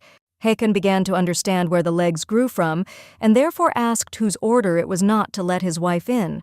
The girl, biting her lip, believed that since the day Lucina refused the king, he had lost interest in her. She realized that Haakon was not interested in her, and therefore decided to try to hide this fact. Therefore, the queen said that she only warned that latecomers could spoil the atmosphere of the holiday, and the guard acted arbitrarily. Passing by his wife, the king asked her to close her eyes and cover her ears. He also asked not to open them until he said so, after which he took the sword. The warrior felt despair, because he understood that they would not believe him and he was thrown to be torn to pieces. Feeling the sword at his neck, the guy raised his head and decided to ask for a pardon. But a second later, there was one swing and the bloody body of the guard fell to the floor. Looking at him with contempt, Haakon gave the order to burn the body of the traitor. After that, the husband approached his beloved and carefully took her in his arms. Before leaving, His Highness announced the end of the banquet, and also announced that he was leaving to rest with Lucina and not to disturb him. From this whole situation, the queen felt great resentment and anger, and her servants were shocked. Walking with his wife through the corridors, Haakon was surprised that she continued to keep her eyes and ears closed, and as soon as the man said that it was over, the lady obediently opened her eyes and let go of her ears. Haakon assumed that the miss was very scared, which caused him to ask her about it, but surprisingly, Lucina thanked him. These warm words made the king embarrassed and very happy, and his heart beat faster. The husband was worried that he could not apologize in time for drinking too much and yelling at the girl, and also for the fact that he promised to come to the palace, but in the end did not keep it. Haakon was really thinking about coming to her these days and apologizing. He wanted to tell him that if she merged with him, she could die, but he was worried about her reaction. After all, then the lady might want to return, and then he would lose her forever. And while the king was thinking, Lucina apologized to him because she had put Haakon in a bad light because of her behavior. The girl explained that she wanted to meet and apologize, but was afraid that she would say something stupid again and make him angry. After listening to her, the husband carefully and tenderly put his beloved on the ground, and he also said that he did not want to scare her, and was also ready to do whatever she wanted. She was very pleased with these words and embarrassed. Grabbing him by the clothes, she said that she wanted to be with him. And then she explained that she was not yet sure whether she was ready to give her life for him. Spinning around and remembering the training, the miss said that she wanted to learn more about Haakon first. The girl explained that first, you need to find out what kind of person the king is before you give your life for him. The guy laughed and said that it was true. They really didn't know much about each other. Reaching her husband's bedroom, the main character took off the raincoat she no longer needed. Haakon noticed that his wife was dazzlingly beautiful today, and as soon as she entered the banquet hall, only she was in his eyes. Lucina asked if he liked the dress, but the man corrected that he liked it, not the clothes. Approaching her, the king whispered that the lady should not wear such a thing again. Haakon explained that he did not want others to see her like this, only the ruler was allowed. From such words, the main character was both pleased, but at the same time very embarrassed. The king was delighted that the black color of the dress made Lucina's skin seem to shine. The man reached for a hot kiss to the insanely beautiful lady, but she didn't move back, so he decided that she didn't like it. The girl said that she liked everything. She would just like to talk to him today. Taking 2 glasses, pouring the drink into them, the husband offered to sit opposite him. As soon as they sat down opposite each other, Haakon asked what exactly the lady wanted to know about him.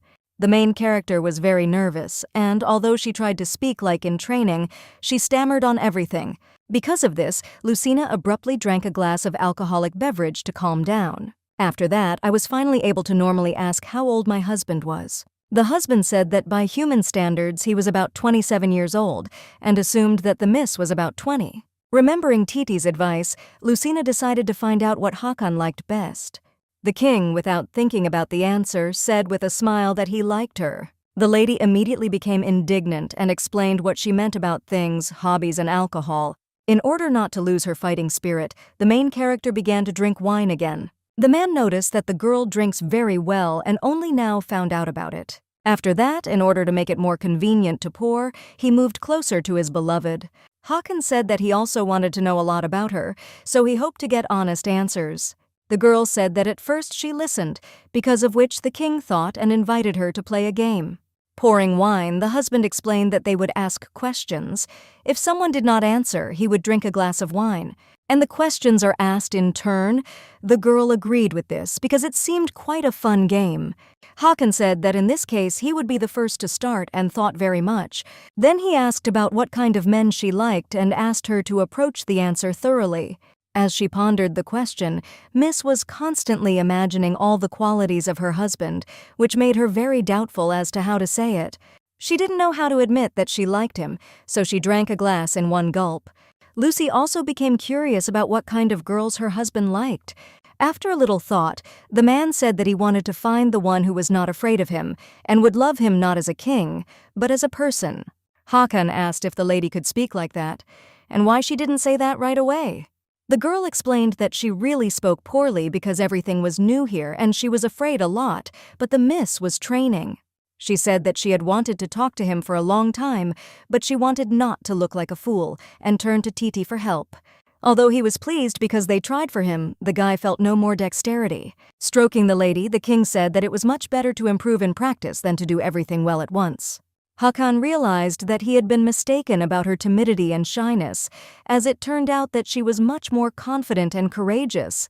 Her husband asked if anyone raised a hand against her as a child, because he assumed that this was why she became like this. The girl began to doubt very much whether to say honestly, because she was afraid of what would happen later when she found out that she was an illegitimate child. Without replying, referring to the fact that the matter was not clear, the lady said that it was her turn and asked what the king thought of her. Approaching her, Hakan declared that he liked her, and the more he looked at her, the more he fell in love. He does not want to hurt her. He wants her to become his queen and spend the rest of her life with him. And he also added that the desire to hug her comes to him every night, after which he asked her the same question. Thinking and looking at the reflection, the lady said that sometimes she was afraid. But she clarified that it was not that she did not like him, and now she was even ready to sleep with him. Lucina said that Hakan is very handsome, so Miss is very embarrassed and worried that he will be with someone else, and therefore the king should not do this with anyone but her. In return, he promises to wear this dress. Hearing these words, the wife was enveloped by a charming flow of emotions. He tenderly approached his beloved, gently hugged her, and kissed her. Looking into her embarrassed, beautiful eyes, the guy hugged tightly and promised not to look at anyone but her. After kissing her forehead, the king explained that he would only be with her in the future. Looking at her, the man was overwhelmed with a storm of indescribable emotions. He finally realized that he would not be able to hold back from such an honest and brave girl forever. Holding the main character to his chest, Hakan stated that he had something to tell. Tyra guardian dragons possess powerful fire energy, and women of other races find it difficult to cope with it. The husband admitted that he was afraid that as soon as he told about it, the lady would try to leave, because of which he called himself a coward, but he promised not to touch if the miss turned away from him. Continuing his agitated speech, Hakan broke off in an instant as soon as he heard a slight sniffle on his chest. The girl could no longer restrain herself because she was affected by alcohol and the warmth of her husband's body, which is why she fell asleep. Although the guy was upset that everything he said was in vain, he still neatly laid the lady down and wrapped her in a blanket. Taking off the girl's jewelry, the main character felt a familiar warmth, because of which in a dream she called his name, showing once again what a cutie she is. Sighing, Hakan was confused about what to do with Lucina and kissed her on the forehead before going to bed. The next morning there was a lot of noise in the queen's palace. The maid said that perhaps His Highness had merged with that girl. Before that, not a single girl had stayed in the king's chambers. Everyone was discussing what happened for the first time. The bright light of the sunny morning crept into Hakan's chambers. Because of him, the girl tossed and turned more and felt discomfort. In her dreams, she dreamed of huge and ripe apples, which she hugged. Due to the fact that they were very tasty, the main character wanted to bite him just once. After that, she inadvertently bit her husband's large and pumped breasts. The girl did not understand what was happening as well as who was in front of her. Seeing Hakan, The main character abruptly crawled away from him in embarrassment. Lucina still could not fully understand where she was and what kind of clothes she was wearing. From such a sudden awakening, the girl had a headache, for which she remembered that she drank wine and chatted with her husband. Then he began to look at the beautiful, sleeping face of his husband, but embarrassed, she slowly and quietly hurried out of bed so as not to wake him. Getting up, the main character hurried to go to the exit as quickly as possible. On the other side, the servants were already waiting for them, along with Titi and Turan. They were worried that the mist had not yet come out, and the maid was worried that something had happened. The girl came out with a strong headache with the phrase that she was going to die now. Titi hurried to find out where it hurt, and Lucina only said that the pain was so bad that she couldn't walk. From this news, Turan was surprised and glad that they had gone so far. A friend looked at her with glassy eyes and asked how long they had been doing this, but because of a headache, the lady did not hear the phrase completely. Thinking that she was being asked about wine, the main character replied that 3 or 4 times, because of which the servants were very surprised. Turan asked to take care of herself, because now she would bring prosperity to Tayar. When he woke up, the joyful Hakan washed his face and hummed something to himself. Bowing down before the master, the attendant inquired about his health. Approaching the mirror, Hakan asked his friend if he really had a beautiful face. Turan suggested that such strange questions were because of Miss Lucina, to which the king agreed and called her delightful. For him, she was as stunning as a moon goddess and brave as a warrior. His Highness wondered why they had come to see him so early. As it turned out, Turan came with a report. He learned that there were 2 more people in that city. One died, the other was taken to the temple. The king suggested that Berenice Berg was not Lucina's real mother. The confidant said that the lady was the real daughter of the baron, but her mother, a prostitute, was very famous. Rumor has it that she was so beautiful that even the old king of Bryan immediately fell in love with her. Perhaps she was killed and humiliated by noble ladies who had their husbands taken away from them. The old king tried to take her daughter because the baroness was not happy with an illegitimate child anyway. Turan also said that Lucina was treated worse than everyone else and there was not a day without beatings, and Hakan asked not to tell anyone about this. The husband was worried that this news would make his beloved feel uncomfortable, and he wanted her to always be happy and smile. Hearing such words, the confidant immediately bowed and promised to keep his mouth shut. He also asked how long His Highness was going to stay in this shape. He realizes that his mother is forcing him, but this is an insult to the former king.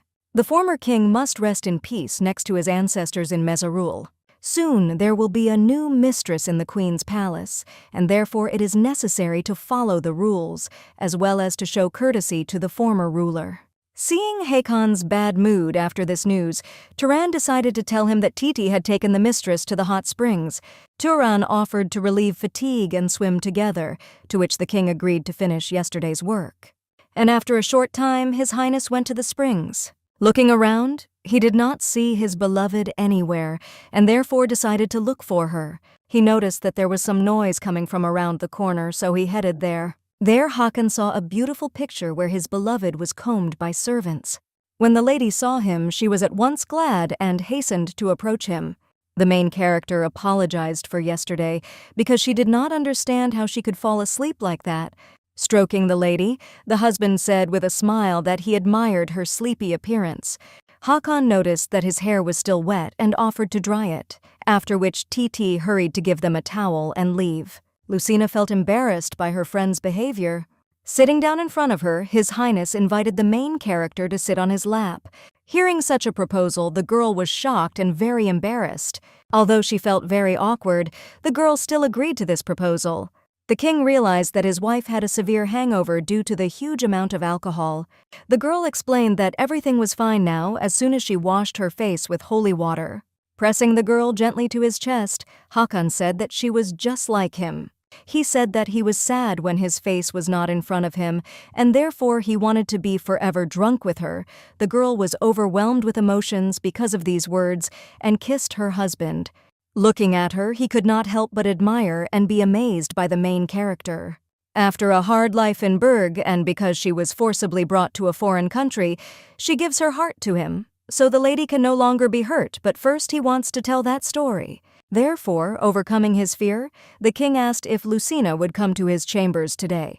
Today, he wants to tell about what he could not tell yesterday, and this time with a sober head. As they came out of the spring, they were met by two men, and the king turned to Titi. Hakan said that he had heard about how well this maid treated the main character, and therefore said to continue in the same vein. After that, turning to his servant, the king said that he should thank her and asked for 1 bar of gold. He also said that in the evening, Lucina would come to his chambers and hoped that it would be possible to do this every day. Gently taking his wife's hand and lifting Hakan up, he kissed her and said goodbye until evening.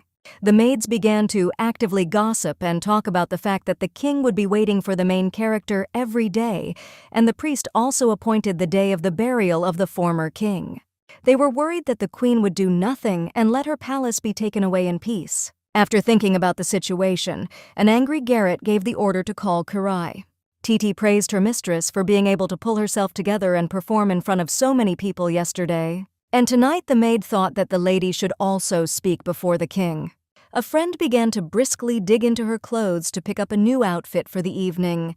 While Tita was busy choosing clothes and the main character was distracted by thoughts of her grandmother, who helped them, a bird began to fly over the window. Fuka landed on the windowsill, which made Lucina very happy and hurried to look for something. Taking out a bag of peanuts, she thanked her for her help yesterday. The girl said that she was glad to come to Tyar. Everyone around was friendly and nice. At this time, the maids were actively discussing the new guest who was going to the queen. As soon as he arrived in the reception hall, the guy got down on one knee and greeted Garrett. It was Kirali, who looked very much like the royals. They went to a secluded room where there was a tense atmosphere between them. The queen said that he was obliged to help her because the burial of the former king would soon come, after which she would lose her position. The woman began to ask if he really wanted his elder sister to remain an old widow. Kirai reminded the girl that he and his sister had lived in dark slums, then came to the palace and began to enjoy power. And now that the new king had a lover, he thought they should leave the place. For these words, Garrett immediately threw her glass at her brother. In a threatening tone, the lady said that she should only try to say it again. Because of this, the guy felt intense fear and could not utter a word. Approaching him, but without changing her tone, the lady turned to her dear younger brother. She recalled that it was she who provided for her sick Kirei. After all, she went to the market to earn money for medicines and buy expensive books for him.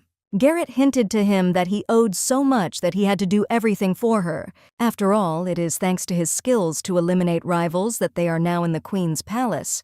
Memories of how he harassed and drove his sister's competitors crazy immediately came to his mind. Grabbing her brother by the hair, the elder sister said whether he had decided to betray him now. Kirali said that he had no intention of doing so now that she had become queen. There was no question of returning. If it weren't for his cunning, Garrett would have died like some simple prostitute. The brother felt severe pain and explained that due to the use of black magic, the pain increased. She recalled that on the day of becoming queen, he found an excuse for pain and got rid of it. Garrett gave all the days of her youth to feed poor Kirai, and the guy could no longer endure the pressure and asked what he needed to do. At this time, a completely different brainstorming session was taking place in another castle. Hakan was preparing for a serious conversation with the main character and tried to find the words. As he spoke through his proposals, he noticed the door to the chambers open. Lucina came to him dressed in a new outfit that emphasized her beauty. The king was extremely happy to finally meet his beloved. He called the lady to sit down and was worried if she would like this dinner. But, to his surprise, the main character rushed to him and hugged him tightly. Then she hurried to kiss him, which greatly unsettled Hakan. Stopping and looking into her husband's eyes, the lady said that she missed him very much. The king saw if they had not seen each other in the morning, but the miss corrected that it was evening. Looking at her with loving eyes, Hakan was about to finally tell her something, but their conversation was abruptly interrupted by a servant who ran in, saying that something terrible had happened. Worried and interrupted, the subordinate declared that Adar had gone mad again. He explained that she was clinging to the corpse of the former king and raising the alarm and still could not calm down. The king abruptly stood up and hurried out of his chambers to go to his mother. But before leaving, he apologized to his beloved and decided to postpone their conversation.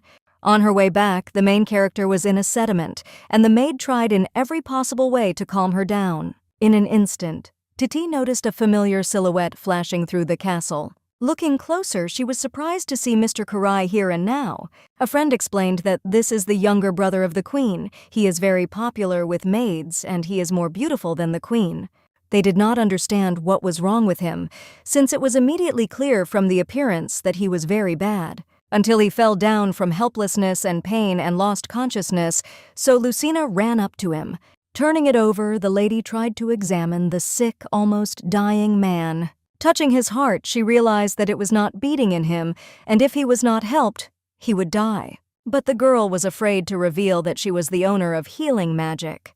The main character decided that before guessing, it was first necessary to bring this person back to life. She asked Titi to go and call someone, and the lady herself would stay there. After making sure that there was absolutely no one in the area, Lucina still used her power. The lady realized that the illness was extremely terrible, and she could not even imagine how long he had been ill. Kirali felt like his heart was about to be torn apart, but for his sister's sake, he felt he had to pay for all his sins he had committed. But was it true that he was doing all this for her? The guy understood that this was just an excuse. The man simply did not want to be abandoned by his sister, who took care of him and now declares to obey, because everything will die just soon. But in his eternal agony, he suddenly felt magic. After the pain of which the saint was gone, the moonlight began to penetrate into his house. Gradually coming to his senses, he noticed a blonde girl in front of him. She was very beautiful, just like the light that had penetrated into his house. Kirali thought it was the saint herself, but immediately jumped up excitedly. The guy was shocked, because he did not feel pain at all, and before that there was a feeling that his heart had stopped. Turning to the girl, he asked her that she had healed him. He thought that a disease that no one could cure, and this girl could do this. Grabbing her and pulling her to him, the guy asked if she really had healing magic. Kirilu theorized that it was a divine power from Brian, and he had heard that the saint could revive even the dead. Grabbing the main character firmly by the shoulders, he assumed that she had such strength. Lucina broke free excitedly and anxiously broke free from the grip. The lady stated that she was just watching and stated that Titi had brought a priest. Kirali was sure that if it weren't for the divine power from Brian, his pain wouldn't have gone away. The guy assumed that the girl was hiding her power and wanted to keep it a secret. He didn't understand why she wanted to become the bride of a dragon with such powers. Deciding that with her he was no longer afraid of pain, Kirai announced that he would escape from here and they would be able to live freely. The main character said that she would be next to Hakan and would become his queen. The guy asked if the lady understood what pain it would be when she had a guardian dragon child in her arms. Seeing the girl's uncomprehending face, Brother Garrett laughed and wondered if Hakan hadn't told me. At this time, there was a lot of noise in the private palace that night. An elderly lady threatened people to kill them if they dared to touch her son. In delirium, the woman stated that her son did not die, but only fell asleep and would wake up soon. A tall silhouette appeared from behind the servants, who cried out the words of his mother. Hakan asked his relative to calm down, and also wanted her to let Riken go. But in this old grandmother's eyes, a strong rage flared up. She accused the younger one of killing her brother and threatened with an arrow of extermination. The king was saddened and shocked to hear such words from his mother. Hakan did not know what to say, so the servants began to protect him. And while the king was busy calming his mother, Kirali continued to persuade the girl. The main character did not want to believe that Hakan had deceived her. The guy explained that most women die in terrible agony. He also stated that Hakan was in awe of the women of his own people, which is why he took the foreigner. The king's mother was able to sneak into her youngest son and wound him with an arrow of extermination. She blamed him for ruining his whole life with his dirty tricks because of the start. The servants hurried to bring holy water and were very worried about Kakan. The mother asked to be left alone and allowed to kill her youngest son.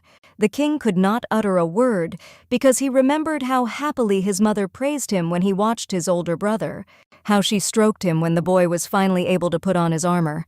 The elder brother then stated that from that day on, if Riken did not cope with the enemy, Hakan would deal with him. But his mother protected him and did not want to send him into battle so early, calling him a boy. The woman said there was no point in comparing them because the eldest king united the Tayyar. The servants who treated the wound were glad that it was not deep. They asked to stay in the temple because it has a strong healing power. But instead, Hakan silently stood up and hurried to leave them. Looking almost dead and blank, he asked not to follow him because he wanted to be alone. The main character could not believe that the man she fell in love with was using her. Realizing that perhaps she was being lied to, the girl tried to calm down. And so, in the mood of complete confidence, I decided to ask the king. The girl said that she could not trust the one she saw for the first time and therefore wanted to find out everything herself. Then she hurried to remove and leave the stranger whose life she saved. Wandering around with a completely lifeless face, Hakan heard a familiar voice. The worried main character said that she really wanted to ask him, but after that, she immediately noticed a new wound on his chest. The lady was immediately worried about him and wanted to find out what had happened and heal her as soon as possible. But the man turned away and said that he did not want to talk about it now. Leaving the girl away from him, the guy told her to return to her room and they would talk later. But the girl caught him again and asked him not to wait long. Withdrawing one of his hands, she wanted to reach for the wound and heal it. And the king seized her by the hand, drew her away from him, and bade her stop and cease.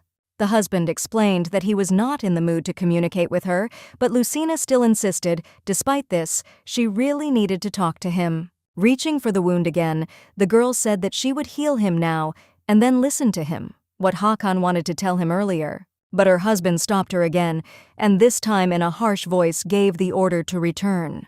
The main character was shocked because she did not expect to hear something like this from him. Titi said that when she went to get the priest, she learned that he had gone to illuminate the body of the previous king. But Lucina said that she wanted to be alone this time and apologized to her. And so the main character was left alone under the beautiful moon to sit on the stairs. And at that moment, that strange man came to her again with his offer to run away. Kirai immediately knew from her face that the conversation was very difficult. Sitting down next to her, he wondered why the lady was hiding her power. Exhaling, he realized that most likely it was because of people like him who would harass her. Lucina asked not to speak ill of Hakan, and Kirai did not understand this because he believed that she had been deceived. The girl said that she did not know for sure because she did not receive the right answer. The main character said that it was the king who was the first person who listened to her and believed in her. Sighing, Kirai said that such a thing was not difficult at all and he could do it too. Approaching her, the guy stated that he could do it right there. Making a sensitive face, he called Lucina wonderful and excellent. Opening his eyes, he saw her and thought that she was a saint. No one would dare to kidnap her, and also offered to go with him, and such words embarrassed the girl and made her feel uncomfortable. The king, returning to her chambers, actively kissed the jug of wine. His grief was interrupted by a knock and an announcement that Garrett had come to see him. Hakan sent everyone away until Turan peeked out with a request to enter. The confidant said that he was indignant that the gentleman left without healing his wounds. But he received only a bold answer that dragons could not die from such trifles. Turan said that it was not an ordinary wound that could kill them, but Hakan only replied that there was nothing wrong with it. The king did not understand what they wanted from him. He could not put his own mother in prison. But the friend explained that this is the best outcome, because many offer to send her to the Valley of Fire. He also said that because Madame had been desecrating the corpse of the previous king for 10 years and had threatened to kill the current one, the ministers were not going to sit still. Enraged, Hakan threw the jug with a statement that it was his mother and thought they were crazy. Turan said that with all due respect to her, Adar could no longer be called the king's mother. Without giving him a chance to finish, the angry man took out a blade and warned him if he did not leave him, he would cut him into pieces. Left alone in the chambers, Hakan was very heavy and lousy in his soul. His mother's words about the murder of his older brother were imprinted in his head. Anger clouded the king's mind, causing him to destroy his room with his sword. He began to sincerely believe that if he had died that day, everyone would have been happy. After that, from impotence and intoxication, as well as from a wound, the man lost consciousness. The girl felt strange in these words. For some reason, she did not feel in them what was from Hakan. Kirali couldn't understand what was wrong with her wife when he didn't even say much. The girl was embarrassed and said that she just liked her husband and remembered how he bled. Only remembering that wound, the main character was very painful.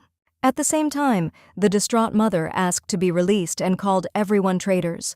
After all, she was sure that she personally saw how Hakan killed his brother with an arrow. but her unstoppable and incessant anger was suddenly interrupted by a toy on the floor. Feeling some strength from her, the woman began to descend and reach for her. She realized that her youngest child did not do this, and her mind calmed down. Mom remembered how the elder told her that she could survive his wounds, but not Hakan's. Due to the fact that he is a king, he has to endure it, but the pain of the youngest, the woman could not endure. Raikan ran to protect his brother at all costs, so that he would be free forever. Remembering all this, Adar looked at her hands and was horrified at what she had done. And then she began to knock on the door again, only this time she apologized and asked to meet with Hakan. In the queen's secret room, Garrett thanked her brother for his work. After all, she knew that her distraught mother had wounded the king thanks to his sorcery. Kirali explained that the ministers want to send this woman to the Valley of Fire. Garrett reminded her of how many people had died because of her brother's magic, so she didn't understand his concern about the death of another person. At that time, Hakan felt exhausted and dying, as he did in the forest. He remembered his worries. If he died, there would be huge consequences, which is why he asked for help from at least someone. And after many requests, that little girl suddenly came up to him. The girl was very worried and frightened by the picture she saw. The main character carefully put her husband's head on her lap. Lucina decided that she could trust him, but whether she could stay on his side did not yet know. The girl's heart hurts a lot when she sees the dragon bleed, and she understands this like no one else. Therefore, the main character no longer wants to see how he suffers from pain. Hakan decided that he had dreamed about that very terrible day, and then noticed how the wounds on his body disappeared and decided to leave the chambers. Turan had already gone to his chambers with the priest to visit his master. The confidant was very worried about the master, so he brought someone who could cure him. Turan was worried about the wounds of his highness, so he suggested that he go to the priest again. Hakan asked if the priest had come into his room tonight. The man also asked if his assistant was engaged in treatment at night. Inquiring who had come to see him the night before, the guard reported that it was Lucina. The king realized that at that moment everything was not a dream, and she really healed him. Due to the fact that Adar's room was very quiet for a long time, the guards decided to check her. The guards were frightened when they saw the open window, because it meant that the lady had escaped. At this time, the main character was in her room completely drooping. Titi brought a book that she had taken from the priest about the history of Tayar and dragons. The main character suggested that if Kirai's words are true, then most likely she will be able to find confirmation here. But unfortunately, Lucina could not read, because there were only letters and the Baron had never taught her this. The girl asked if her friend could read it to her. But while the girls were trying to make sense of the book, they heard a very familiar voice. They immediately hurried to meet the old lady who had helped them so well. She was addressed as Grandmother Rita, which greatly surprised this woman. The main character was very concerned about the state of health of the old woman because she saw the wound. While the girls were trying to understand who this woman was looking for, she noticed their book. She was surprised that it was read since she wrote it herself. Lucina was amazed by it, but Madame explained that it was by her that she had taught her son to write. And also Adar decided to show her and teach her writing because there is nothing difficult about it. The king walked down the corridor towards his wife, but his thoughts were confused. After all, now he realized that it was Lucina who had healed his wounds 10 years ago. Turan thought to tell about it, because then it would help Tayar. Just as Hakan was about to go inside, he suddenly heard a familiar voice. At this time, the king's mother was engaged in teaching writing and reading to the main character. The man was amazed that his mother was dreaming again. It had been 10 years since his mother had smiled so dazzlingly for the last time. Lucina explained that she was not Haki, whom the madam was looking for, but asked why she needed him. The woman fell into a stupor because she could not remember why she was looking for him, and their conversation was interrupted by Hakan, who unexpectedly entered the room. The girl was embarrassed and worried, and Adar immediately recognized her son. The king did not understand why his mother was there, but Lucina said that Madame taught her to write. The main character said that she had previously met with her, and she helped a lot then. As soon as Adar heard her son's name, she finally remembered that she had been looking for him. Then she hurried to hug him as quickly as possible. Hakan's mother, resting on her youngest son, shed tears. Apologizing, she felt great guilt before him and what she had done. But their moment was interrupted by the main character, who turned to Madame. Adar's eyes finally began to see what really exists, not illusions. The queen was informed that they had carried out the order and left the window open for the king's mother to climb out through. Delighted with the good news, Garrett happily walked into the secret room and asked if he was ready. But Karali was still hesitant and did not know whether he should do it again. He explained that Adar was already suffering from the magic of a mental disorder, and if she cast it again, she would not be able to recover again. But Garrett recalled that it was this woman who was against their marriage and also wanted to kick them out of the palace. And when this old woman comes to her senses, then she will simply throw them out of here. Then she grabbed her brother by the head. The queen threw him to the floor. Believing that Adar wants to kill his older sister, Karali agrees to use magic. After adding a few additional ingredients, the younger brother activated the spell. And at this moment, the eyes of the king's mother, which had just cleared, sharply dimmed. The image of the main character who shot a deadly arrow at her son appeared to her. Because of this, she went off the rails again and attacked Lucina with a sharp feather. Hakan managed to capture Adar and completely immobilize her. After that, with one careful movement, the man knocked the weapon out of his hands. Noticing that his beloved was holding on to her face, he threw his mother away and rushed to her. He was very worried about the possible wound received by the main character. Adar continued to call Lucina the villain who killed his son. Holding the man dear to his chest, Hakan looked at his mother in horror. Calling her a criminal, the king called the guards to take the woman away from them. He was tormented by doubts, because he wanted to forget this incident later and remain her son. Finding no other way out, the man gave the order to send the criminal to the Valley of Fire. After all, there was an attempt to assassinate the king and his wife, so he decided everything. Covering Lucy, the man asked to call the priest, addressing the servant. He believed that the main character suffered due to a lack of vigilance in front of the criminal. The king was in his chambers and was preparing to send his mother to her death. Turan, having received such news, hurried to visit his majesty. The friend did not believe that Hakan had really decided to do something like this. The man explained that it would be easier for everyone if the person who tried to kill the guardian dragon disappeared. Turan wanted to resist because he knew that it was wrong. But after cutting the mannequin, Hakan declared that anyone who encroached on the life of the king and his wife would go to the Valley of Fire. As for the reaction of Mrs. Lucina, the king does not know, but the man decided to order everyone in the palace to keep quiet about what happened. A few hours later, Karali finally woke up from the side effect. He did not realize that he had passed out again and tried to understand how much time had passed. The maids said that something had happened while Kirai was away, but the king ordered silence. The guy could not understand what had happened and decided that Hakan was injured again. But suddenly some hand pulled him back sharply. It was the main character, who wanted to find out something from Kiran. Lady remembered Titi's words of complete non-disclosure. Lucina was convinced that this man knew whom her husband had sent to the Valley of Fire. At first, Karali did not understand what the girl was talking about, but then he instantly realized. When he seized her, he did not believe it, and wondered if the king had sent Lady Adar to the Valley of Fire. Having assessed the reaction of Lucina, she assumed that after all, the guy knew who she was talking about. Miss, having received no answer, began to believe less the whole guess, or the reason for not disclosing it, was an order. Just as Kirai was about to talk about it, they were stopped by Hakan's unexpected voice. From this picture, where the guy held his beloved, the king began to be overwhelmed with anger. He immediately let her go and was very frightened as he imagined the consequences. After that, the husband grabbed Kiran by the clothes and lifted him off the ground. In a murderous tone, the husband was indignant that someone dared to touch his wife. The main character rushed to Hakan, shouting that everything was not as he might have thought. Then she pushed her husband away from Kiran so that he would not kill him. Younger brother Garrett tried to come to his senses because it took a long time to cough from suffocation. Lucina said that she wanted to speak with the king and therefore asked to go with her. The girl wanted to know what exactly her husband considers nonsense. For example, that after intimacy with a dragon you can die. And so, instead of Tayara's women, he took her and didn't tell her anything.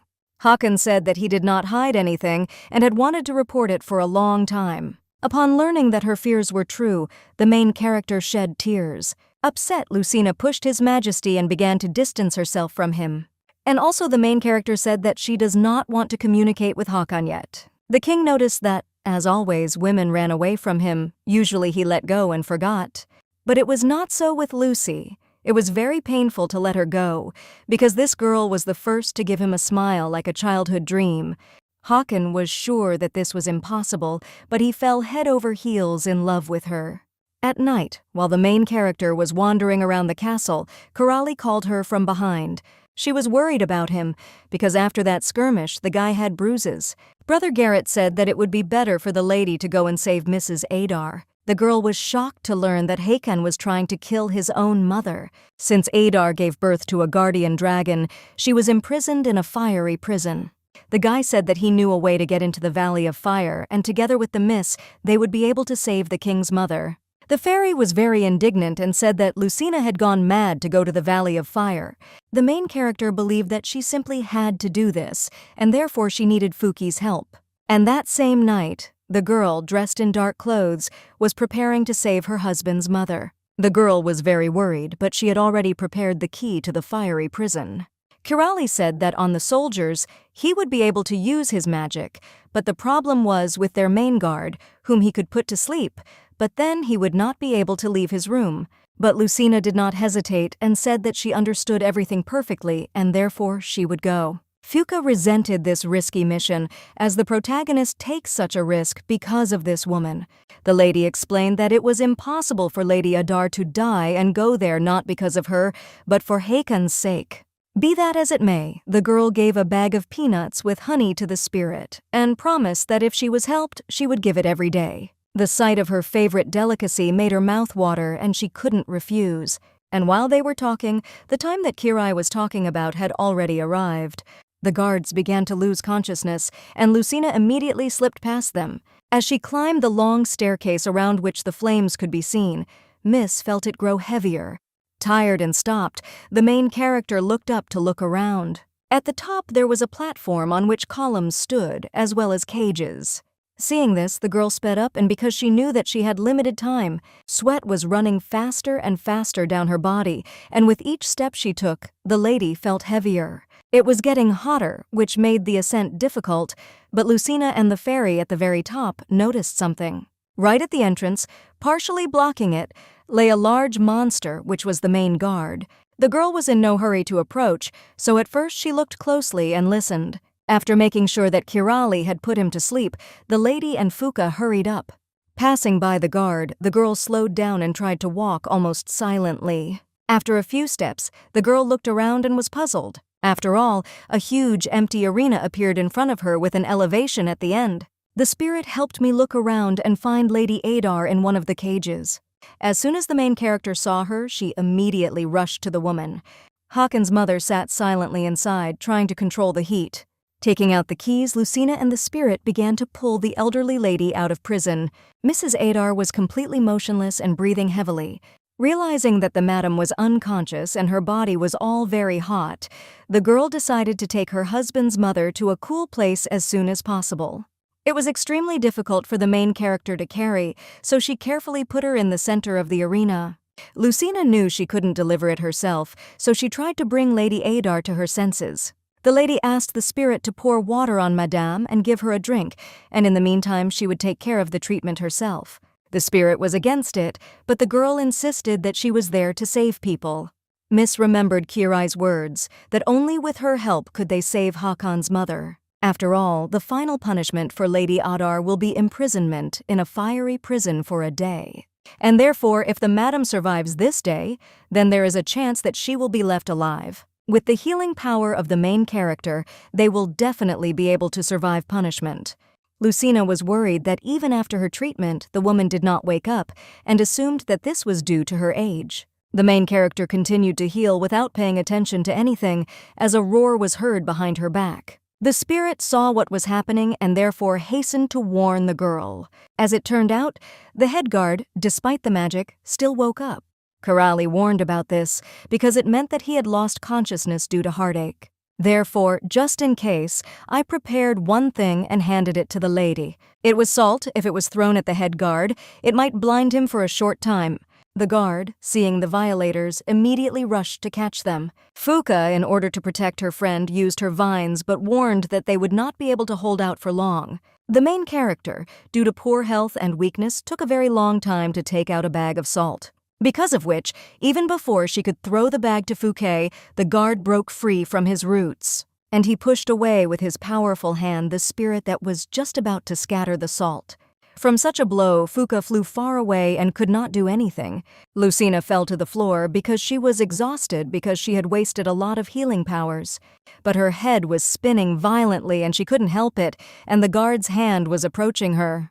The girl already thought that she would die at that moment, but suddenly she heard a bang. In front of her was her husband, who stopped the blow of the chief guard. Hakon's eyes were filled with murderous intent aimed at whoever dared to take a swing at his love. The main character was surprised because she did not expect to be saved from him. The man understood that the guard was only doing his job, so he gave the order to return to his place. The creature became agitated, but immediately hurried to carry out the king's order. As soon as the dangerous situation was resolved, Hakon looked at the girl, and then he anxiously asked what she was thinking about when she came here. The husband said that because of one criminal she could have died, but the girl could not make it out because of weakness. Pushing herself to the floor to keep herself from falling, Miss said that if she died, it would be all over. Losing consciousness, the main character said that she could not allow Lady Adar to remain in this hell. The worried king managed to catch Lucina so that she did not hit her head. And while all the attention was on her, Hakon suddenly heard his mother's voice. Madame saw him as Riken, who had come for her and was therefore calm. Seeing such a reaction, Hakon shivered violently throughout his body. He stared at her puzzled, not saying a word, and Madame said that she had been waiting for Riken's visit for a long time. After that, she handed a red toy and said that it was Hoki and asked to take it for herself. The man was completely confused because he did not understand what was happening. Mistress Adar told us to take Hoki away from here because it was too hot here. The madam also recalled that Riken had made a promise that he would protect his brother. Looking at the toy, Hakon fell into distant childhood memories. His mother personally made this toy for her son and offered to give him the name Hoki.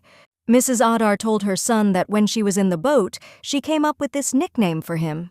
But he was pulled out of his memories by his mother's cry about why he stood up as if rooted to the spot.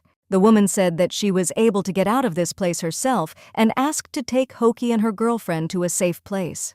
Adar said that she would not survive, that if something happened to Hoki, and therefore first of all asked to protect her brother. These words hurt Hakon's already unstable heart. Shedding tears at the memories, the king said that his brother had kept his promise. Lady Adar, having examined her boy and his tattoo better, froze. Then she crawled closer to make sure and asked if it was Hakon in front of her. Seeing her son's tears, the mother was very worried and asked what was wrong with him. Touching and coming closer, she apologized to him and believed that because of old age, she already had senility. Hugging and shedding tears too, Hakon's mother regretted that she did not recognize her own son.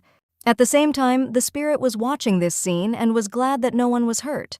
Queen Gareth was very angry at the news that Lady Adar got out of the valley alive. Everyone thought that she would not be able to survive due to her age, and the king was also out of his mind and ordered everyone to be silent. The news gave the queen pause, but Karali breathed a sigh of relief. Hakon announced that when his mother recovered, she would be sent to live in his palace. The king was kneeling with the exhausted main character and looking at her happily. He thanked her because if it were not for Lucina, her husband would have made a terrible mistake. For the first time, the main character felt trembling in the hands of her husband, who was afraid to imagine what would happen if her mother died. Such a reaction confused and surprised the girl, since he was always very calm and strong. Looking at the gentle and fragile hands of his beloved, the guy blushed and intercepted her. Then he asked, although she saved him, but still not to repeat this again, because he was afraid to lose her too, because then a real hell would come to him. He wanted the main character to promise that she would no longer put herself in danger. Gathering her strength, Lucina sat down in front of her husband and said that she could not make a promise. Lucina said she realized that when Hakon hurt her, the lady was filled with hatred. But in any case, she does not want to see her husband's sorrowful suffering. Even if necessary, the girl is ready to risk her life, because the miss wants to be sure that Hakon is happy. The guy was in a stupor and very embarrassed, but without having time to say anything, the girl took and grabbed his arm, and then announced that she would give birth to a child. The king could not expect this, which made him very embarrassed and felt awkward. In all seriousness, Lucina said that her love was so strong that she was ready to sacrifice herself, and so she decided to give birth to a child, Hakana, and become the Queen of Tayara. After that, without missing the moment, the main character crawled up to the guy and kissed him. Then she gently hugged her beloved man. The king stopped the kiss and asked the main character to stop, but the girl did not stop, and so he had to drag her away from him by force. Hakan was indignant at this and asked if he knew what would happen when she slept with him.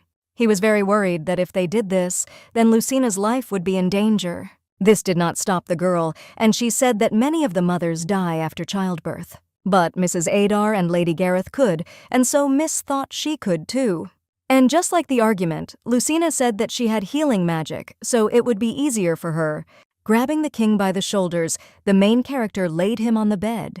Taking the guy by surprise, she looked at him with her magical gaze in embarrassment. Hakan was embarrassed and did not know what to do when suddenly he felt the touch of her hand.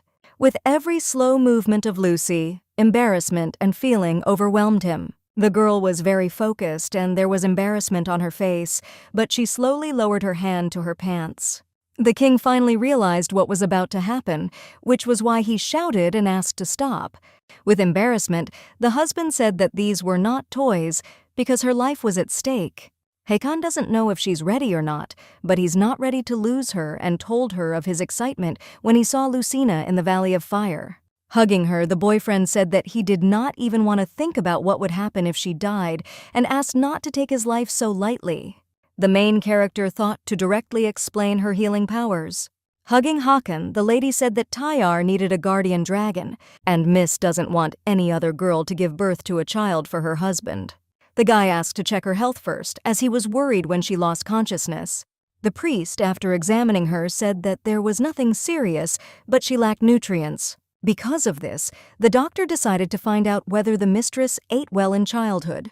Holding the miss close to him, the king asked if everything would be all right if she ate heartily.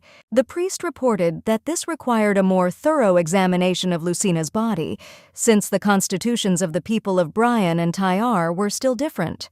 The doctor said that as soon as there are the first results, she will certainly report.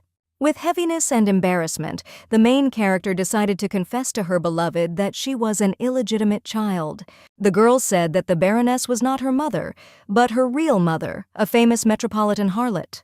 The lady said that she lied about it because she was afraid of the dissolution of the marriage. Hakan looked at the girl sadly, realizing what experiences she had to go through. Taking her in his arms, the king declared that he would not leave her until she wanted to, and he also said that he wanted to apologize to her, which embarrassed and puzzled her. Hakan admitted that he had been silent, fearing that the miss would run away from him upon learning of the birth of the guardian dragons.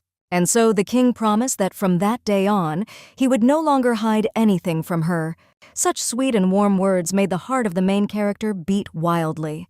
And giving in to the feeling of love that overwhelmed their souls, they merged in a kiss. At this time, the king's mother finally began to wake up with a clear mind. The guard was glad that Mistress Adar was recovering quickly and believed that she was blessed with fire. She looked at the noisy man with a weakened and sleepy look. Remembering what had been happening to her all this time, she realized that she had been affected by black magic. Realizing this, the woman grabbed the servant and demanded that Hakan be called urgently.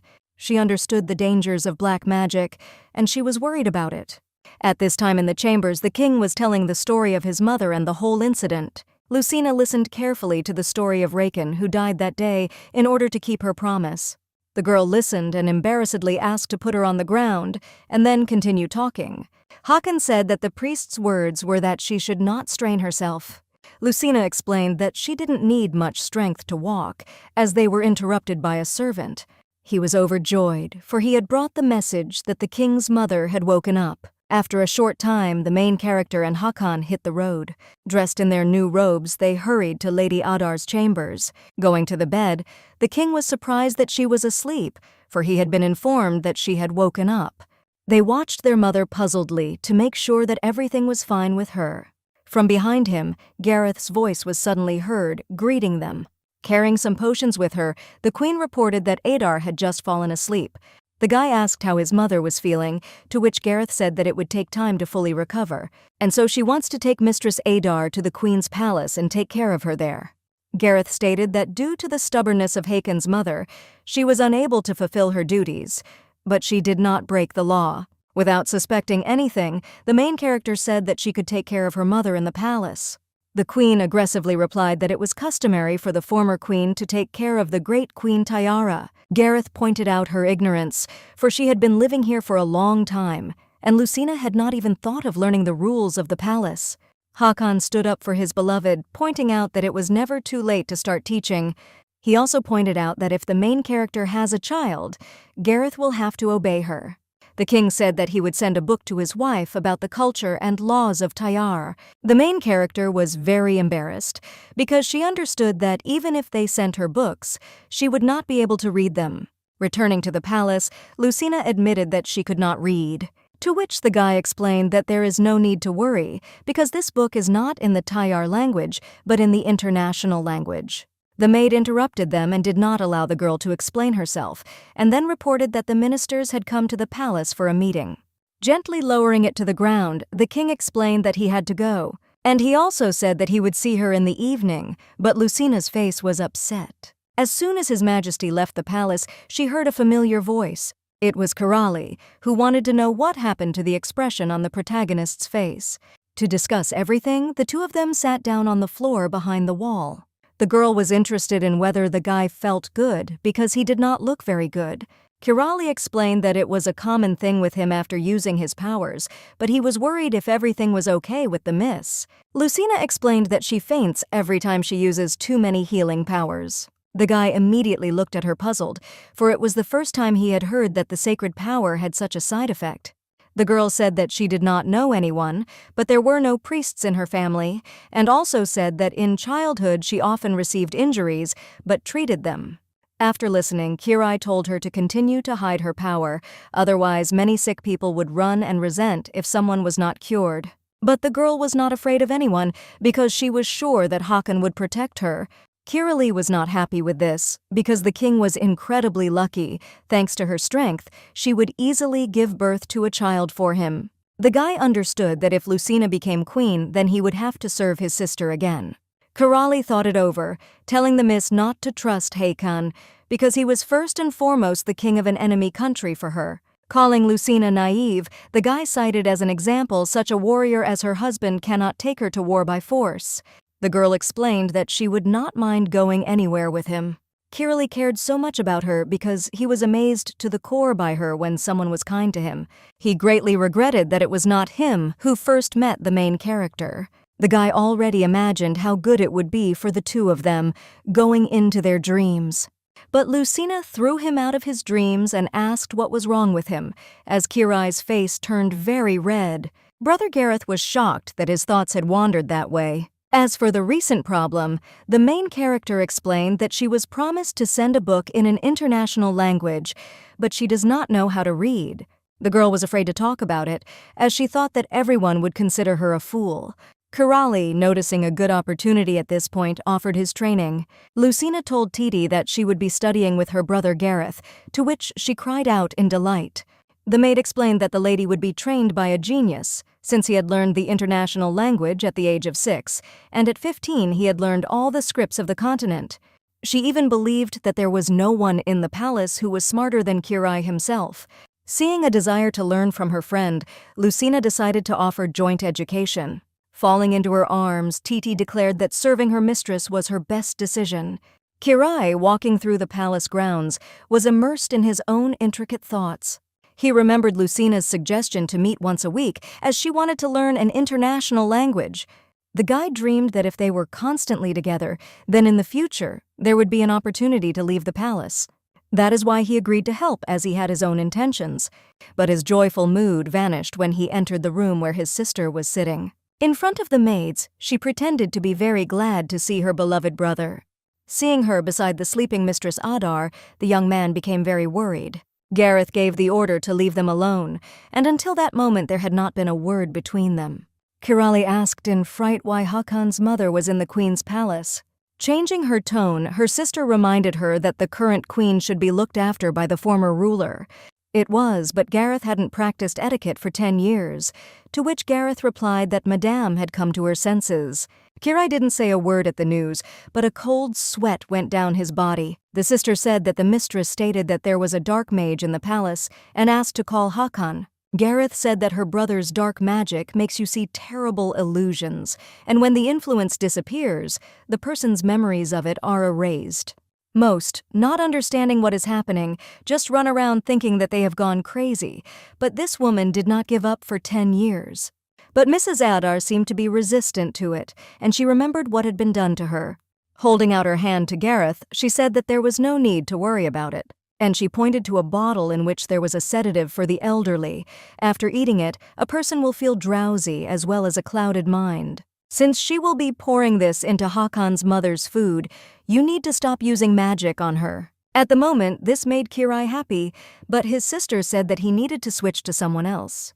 The guy cautiously asked whom, to which Gareth replied that it was the nasty Lucine. He was outraged, and did not want to believe in the words of his own sister. The queen wondered if Kirali was again looking for an excuse for her heartache. The guy explained that he did not know how his magic worked on the people of Brian, and then Lucina could tell Hakan about it, to which his sister said that he needed to think about it. Turan, who followed the master, apologized for the fact that this meeting was too long, but Hakan was not interested. He only wanted to know how his mother got to the queen's palace. After leaving Koshik, Turan heard that Lady Adar was no longer in fits of madness and was eating well. He thought that being away from his brother's corpse was better for reason, but there was doubt in Hakan's voice. After that, they began to discuss the previous king's purification ceremony, and everyone began to doubt it. Hakan announced that Riken would be sent to Mezerol after the new guardian dragon appeared. The guy was very worried that there was no guarantee that Lucina would be able to give birth safely, and he was waiting for the results of the examination of the body, and just at that time a priest came to him. She wanted to tell something about his wife, which made Hakan immediately frightened. At this time, Kirai praised the training speed of the main character's maid. After all, in a week, she will have already mastered the international language. But Lucina, on the contrary, is much worse at learning. 9 out of 10 answers are incorrect. Due to the strong wind, the sheets with the tests flew into the sky and Titi ran to catch them. Also, because of the wind, something got into the eyes of the main character, because of which she tried to pull it out. The guy grabbed Lucina's hands, that she did not rub her eyes, because it would be even worse. The lady shed tears because of this, and Kirali came even closer to her to examine, and at this awkward moment, a large silhouette of a man appeared behind their backs. It was Hakan. From the picture presented in front of him, he was shocked. In a murderous and angry voice, the king asked what they were doing. Looking at her beloved, the main character was frightened for a moment. Both were horrified, as they remembered what happened last time at a similar moment. The main character began to explain that everything was not as he thought, and Titi clarified that Kirali tried to help, and the mistress got dust in her eyes. Because of her nerves, Miss was again unable to speak normally, but her friend explained for her that they were studying with Gareth's brother. Since she had been promised a book, she wanted to learn how to write, and although Kirali was smart beyond his years, there was nothing between them. The main character immediately ran up to her lover and grabbed him by the clothes. Looking at him with a worried look, Miss explained that there had been a misunderstanding. Hakan realized that when Lucina said that she could not read, she did not mean their language, but in general. He was glad that the girl was trying to learn what she did not know how to do, and therefore found the right person, and then asked for help. Bowing to the king, Kirali said that the most extreme thing was that in a month they would both be able to read and write in the international language. In order to still prick the guy, Hakan called him a frail useless on the battlefield, arrogant and not the owner of the best character. But the king admits that there is no one smarter than him in the palace, and therefore counts on support. Shaking his hand and coming closer, Hakan whispered that if he touched Lucina even once, he would not leave alive. After that, my husband, as if nothing had happened, said, since it was too late, there would be enough classes for today. And with the phrase that they were returning to the palace together, the king took the main character in his arms. As she left, the lady said goodbye to Kirai until the next lesson, even though she was embarrassed. Leaving the scene, the guy was dissatisfied because he was sure that if it were not for the status of the king, he would not have been interested in Lucina. Remembering the lady's words that she liked only Hakan, he did not understand what was so special about him. As soon as he entered the room, his sister called him over and said that there was news. And now the relaxed and calm feeling of the younger brother disappeared. At this time, already in the chambers, the king told that the results of the research had arrived. Compared to others, the girl has malnutrition and lack of energy, but her resilience is many times better. Hakan also said that the priest will make a medicine to restore vitality, and to begin with, it will be tried for 2 months. The guy also said that after this time there will be a period of flourishing, and it is at this time that the greatest probability of getting pregnant is possible. The medicine should help with the control of the fire energy, and after 2 months they will do another examination before doing anything. After explaining everything to his beloved, the guy wanted to leave her to rest. But when he was about to leave, he was suddenly caught by his clothes. The girl, looking at her with an embarrassed look, asked how much they would have to abstain. Hakan did not expect such a question, which made him blush, and could not say anything. Lucina was indignant and wanted to know if they couldn't even sleep together. Such words made the king's heart beat wildly, causing him to stand in a stupor. The girl recalled that she had already slept with Hakan when she got drunk on wine.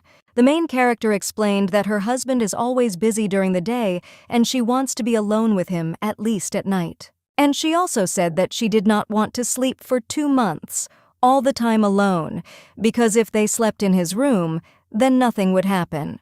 And so, unable to refuse, in a couple of moments they found themselves in the king's chambers. Happy that her request had been granted, Lucina then wished him good night and clung to his arm. But unlike the girl, Hakan was very tense and awkward. The lady gently took her lover's hand, which greatly embarrassed him. The girl did not want to stop there, after which she asked for permission to kiss. Looking at his beloved, the king was overwhelmed with feelings and embarrassment. Before he could answer, seeing Lucina reaching out to him, he instinctively turned to her. In his mind, Hakan prayed to the gods to help him pull himself together. But his body and heart did not obey, and still decided to succumb to the moment. The main character decided to hug her husband tighter and move closer to him. Hakan took the girl by the back of the head, kissing her more passionately, and did not want to let her go. She rested her hands on the dragon's chest, experiencing tender romantic feelings. Finally, they broke the passionate kiss and looked into each other's eyes. Hakan's restraint in front of the girl fell, and he laid the heroine on the bed. Lucina lay and looked at her husband. How courageous he was over her. But then Hakan realized that he could not restrain himself and quickly got out of bed, moving away to a distance. The husband said that it is better for them to sleep separately, because it is very dangerous and unforeseen situations can occur. In the king's mind, feelings and desires were jumbled up, as well as his thoughts. After thinking about how close he was to break down, the guy said that there were no kisses for 2 months. The heroine was very upset and shocked by such a statement. Hakan warned that if she kissed him again, he would not be able to restrain himself. Lucina couldn't accept that they wouldn't have anything like this for 2 months. Although her husband said that it was for their safety, the girl strongly resisted. The lady didn't understand what had happened, but it was all right as they kissed and held hands. The guy could not resist the puppy eyes of his beloved, which is why he asked to tie himself up. The girl watched with awkwardness as her husband went to the table and began to quickly look for something. Taking out a rag, he gave it to the main character to tie his hands. Only after that did Hakan allow his wife to do whatever she wanted. In order to stay in her lover's bed, Lucina decided to listen and tie him up. The guy was worried about whether he was tied tightly enough and whether the rag would be able to untie. After that, Hakan said that now the main character can do whatever her heart desires. Delighted, the miss carefully crawled around her husband to sit opposite him. She looked at Hakan with her magical and gentle gaze. Smiling, the main character again approached her husband's sweet lips. And at this time, Gareth, after thinking about it, suggested using black magic on the king. Kirai frightened and said that it was too risky after all. He was a guardian dragon. And also, if something strange happens to the ruler, the entire palace will be on its ears. The guy was worried about what would happen to them since it was already cheating. But the sister explained that they just needed to make sure they were not caught, and said that Hakan was approaching a period of prosperity. After the fiery energy is amplified, guardian dragons are fiercer, and they are also very bad at controlling themselves. Gareth explained that even with medications, there are different cases, and a plan is possible for Hakan to kill his beloved. Ministers will not sit idly by and will offer her sister-in-law a second marriage. The girl was sure that Hakan would be greatly weakened after killing her soulmate, and then it would not be difficult for her to ingratiate herself with her again. Shocked by such an insidious and malicious plan, Kirali fell to his knees. Gareth said with an innocent smile that this was the last time she would ask him. The lady said that if he helped her now, she wouldn't make him do it again. She also said that since Kirali is her younger brother, she doesn't really force him to do such a job and that he needs to heal his mental wounds. After all this, the sister promised that he would be able to go wherever he wanted and would also find someone who would take care of him. Sighing, the queen asked if it was time to step out of Gareth's shadow and live her life. Kirali was very thoughtful because now he had the most difficult choice in his life. And now, let's return again to the king's chambers, where Lucina passionately kisses Hakan. The embarrassed main character was surprised that she could hear his breathing so clearly. Touching her husband's chest, the lady wondered how the heart could be so fast. But suddenly she stopped feeling it, as if it had stopped. Unable to take it any longer, Hakan straightened up and frightened Lucina a little. He began to force himself out of the rag that was holding him back, but it did not last long. And in a moment, the guy threw his beloved on the bed. The girl looked at her husband's strange behavior in surprise and did not know if everything was fine with him. A little more and he would have completely lost his control, but still he was able to stop screaming. Embarrassed, he asked to bring chains because even the guardian dragon would not break them. Looking at Hakan's funny behavior, the girl could not restrain herself and began to laugh. The king did not understand what was funny about this because he warned that he would not be able to restrain himself. And in the queen's chambers, Kirali still did not give a clear answer to his sister. After thinking about it, the guy said that he had one good idea. In fact, he thought it was too risky to use magic when Hakan was alone with Lucina. Therefore, the guy told Gareth that his magical effect is destroyed during the loss of consciousness due to mental pain. And it can happen again, as with Mrs. Adar, he offered to switch to a magical device. The queen did not know about any device that Kirai needed. Getting up and rummaging on his shelves, the guy showed his sister the thing. It was a candle made from his blood. Using it, the magical effect would continue to exist even after losing consciousness. Gareth wondered why her brother hadn't used it until today. After that, Kirai quickly walked over to his older sister and ducked to her ear, and he began to whisper something, which greatly surprised her. After these words, the elder sister was in a good mood, and she wanted to clarify whether what her brother had told her was true. In the morning, the main character told Fouquet how she slept with the chained Hakan. This story made the spirit laugh so hard that even tears came. After calming down, she asked if they were really going to spend these 2 months without passionate nights. Lucina sadly confirmed, because although she has healing power, it is not enough because of her weak body. Fouquet explained that it was because of the connection to the energy of the earth that her body seemed weak, but maybe if she had a Hakana baby in her stomach, the energy would stabilize. From what she heard, Lucy's mood rose sharply but still decided to clarify. The spirit explained that the child of fiery energy stabilizes. Its energy is possible only if there is a lack of nourishment. But if the girl eats a lot, then there will be no problem with this. The girl explained that she had heard about the birth of a dragon, which puts her life in danger. Fouquet explained that this did not concern her, since she was not an ordinary person, except that during pregnancy, the miss would not be able to use force. After all of it will be used to protect the child from the fiery energy. But the spirit also explained that the lady would be left exhausted only temporarily, and after the birth, she would return. Angry Lucy was indignant that she was told about this only now. But Fouquet said that there was no point, since she had not been asked about it. And after a while, the main character hurried to look for her husband. The joyful girl hurried to tell Hakan about this, that there was no need to wait and take medicines. After all, with her healing powers, she can give birth to a child without bad consequences. At this time, the maids brought the king medicine according to the saint's prescription. And they also brought flowers, as if from Turan, to decorate the bedroom since the lady often comes here. And so the maid brought flowers with scented candles. It was a good idea, and Hakan admitted that his assistant was useful. Having taken his medications, today it should be easier for the guy to be next to Lucy at night. As soon as the servants left him, the king's eyes were fixed on the flowers and the candle, and after a couple of minutes, the guards reported that Mrs. Lucina had arrived. The main character was very happy and glad. The smile on her face was shining. Approaching her husband, she was impatient to tell everything as soon as possible. But unexpectedly, instead of answering, he grabbed the girl's hand roughly. The girl was embarrassed and did not understand what was happening because she was in pain.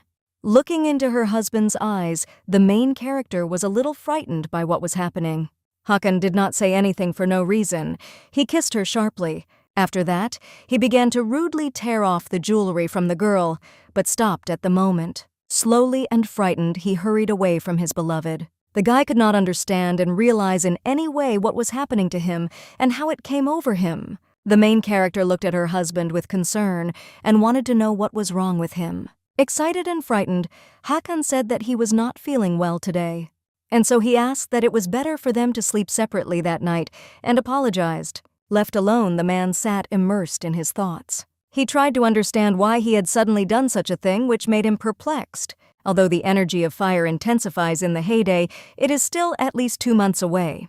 The girl, lying in bed, thought that her husband behaved very strangely, and because of the frightening atmosphere, she could not say a word. Noticing that the mistress could not sleep, Titi decided to ask what was wrong with her, and she offered to take the hot springs, and after them, she promised that the miss would sleep like a baby. Thinking, the main character decided to listen to her maid and went there. After a long dive under the water, Lucina swam out, and Titi watched her closely. Titi was amazed at how long the mistress could hold her breath. Interested in her friend's praise, the girl decided to demonstrate her ability to swim. And at this time, the king also went to the springs with heavy thoughts. He believed that as soon as he bathed in holy water, he would come to his senses, and the overflowing fiery energy in his body would subside. Approaching, Hakan heard some sounds and cheerful conversations. Peeping, the guy found a smiling Lucy who was wiping her hair. The king was fascinated by this picture and felt genuine admiration. The mesmerizing smile attracted him, and black magic manifested around him again. And at that moment, the spell of Kirai again seized power over Hakan. Younger brother Gareth said that usually black magic creates an illusion only when he casts a spell. But with this candle, the illusion will appear every time a person feels attached to someone. At first, it is very weak and difficult to guess, but over time it only intensifies. Hakan had the illusion in his eyes that Lucina was hugging Kirai. Feeling very angry and partially destroying the pillar, the king ran inside. After that, irritated, without saying a word, he stood behind the back of the main character. The girl did not understand what had happened, but her gaze brought him back to his senses. Titi and Lucina were very frightened, and they also didn't understand why he had come here. Hakan said that he thought that the miss slipped and fell into the water, so he ran headlong. The main character was worried about whether everything was fine with him, but the king said that he was sure that after bathing in holy water, the energy would normalize. The girl decided to try to talk to him again, but he ordered Titi to take the lady to the palace. The husband did not understand that at the sight of Lucina he was consumed by anger, which is why he decided that he had gone crazy. Therefore, he squeezed his trembling hands hard, not understanding what was happening to him. Karali explained that the memories of the illusion are erased, but the emotions remain. And the guy was sure that over time, Hakan would be disgusted with Lucina. Thus, after being disappointed in her husband, the girl herself will come to him. The husband, leaving the main character, hurried to go to the saint. The guy reported to her that he had been feeling very strange lately. The next day, Kirai explained the rules by which girls could receive stars. 2 stars for the correct answer, 1 for homework, and as a result, Titi scored 30 stars. The guy wanted to say that Lucy had it, but the girl was completely distracted from it. Calling her name again, the girl pretended to be actively listening. After that, in a hurry, she grabbed a sheet of paper, showing that she heard perfectly. Sighing, Kirai suggested that Titi run to the library to get the next part of the book. From the face of the main character, you could immediately understand that she was upset. Kirai asked what was going on this time, pretending not to know. The guy was afraid that it was about Hakan and that he got angry and hit the girl. Lucina told me that the king had not been in the best of spirits lately. Relieved that he didn't dare to raise his hand against her, the guy said that Hakan had always been impulsive and behaved like a child. Kirali suggested that she not see her husband for a while, but it was hard for the girl as she missed him. The man was puzzled because he did not expect such strong feelings in her. The guy offered to write him a letter in order to communicate with the king and practice writing. As soon as Miss heard this, Lucina was encouraged and began to write joyfully. After reading, I was shocked by what Kirai wrote and was very puzzled by what I saw. The main character was happy that she would finally be able to talk to him, at least like that.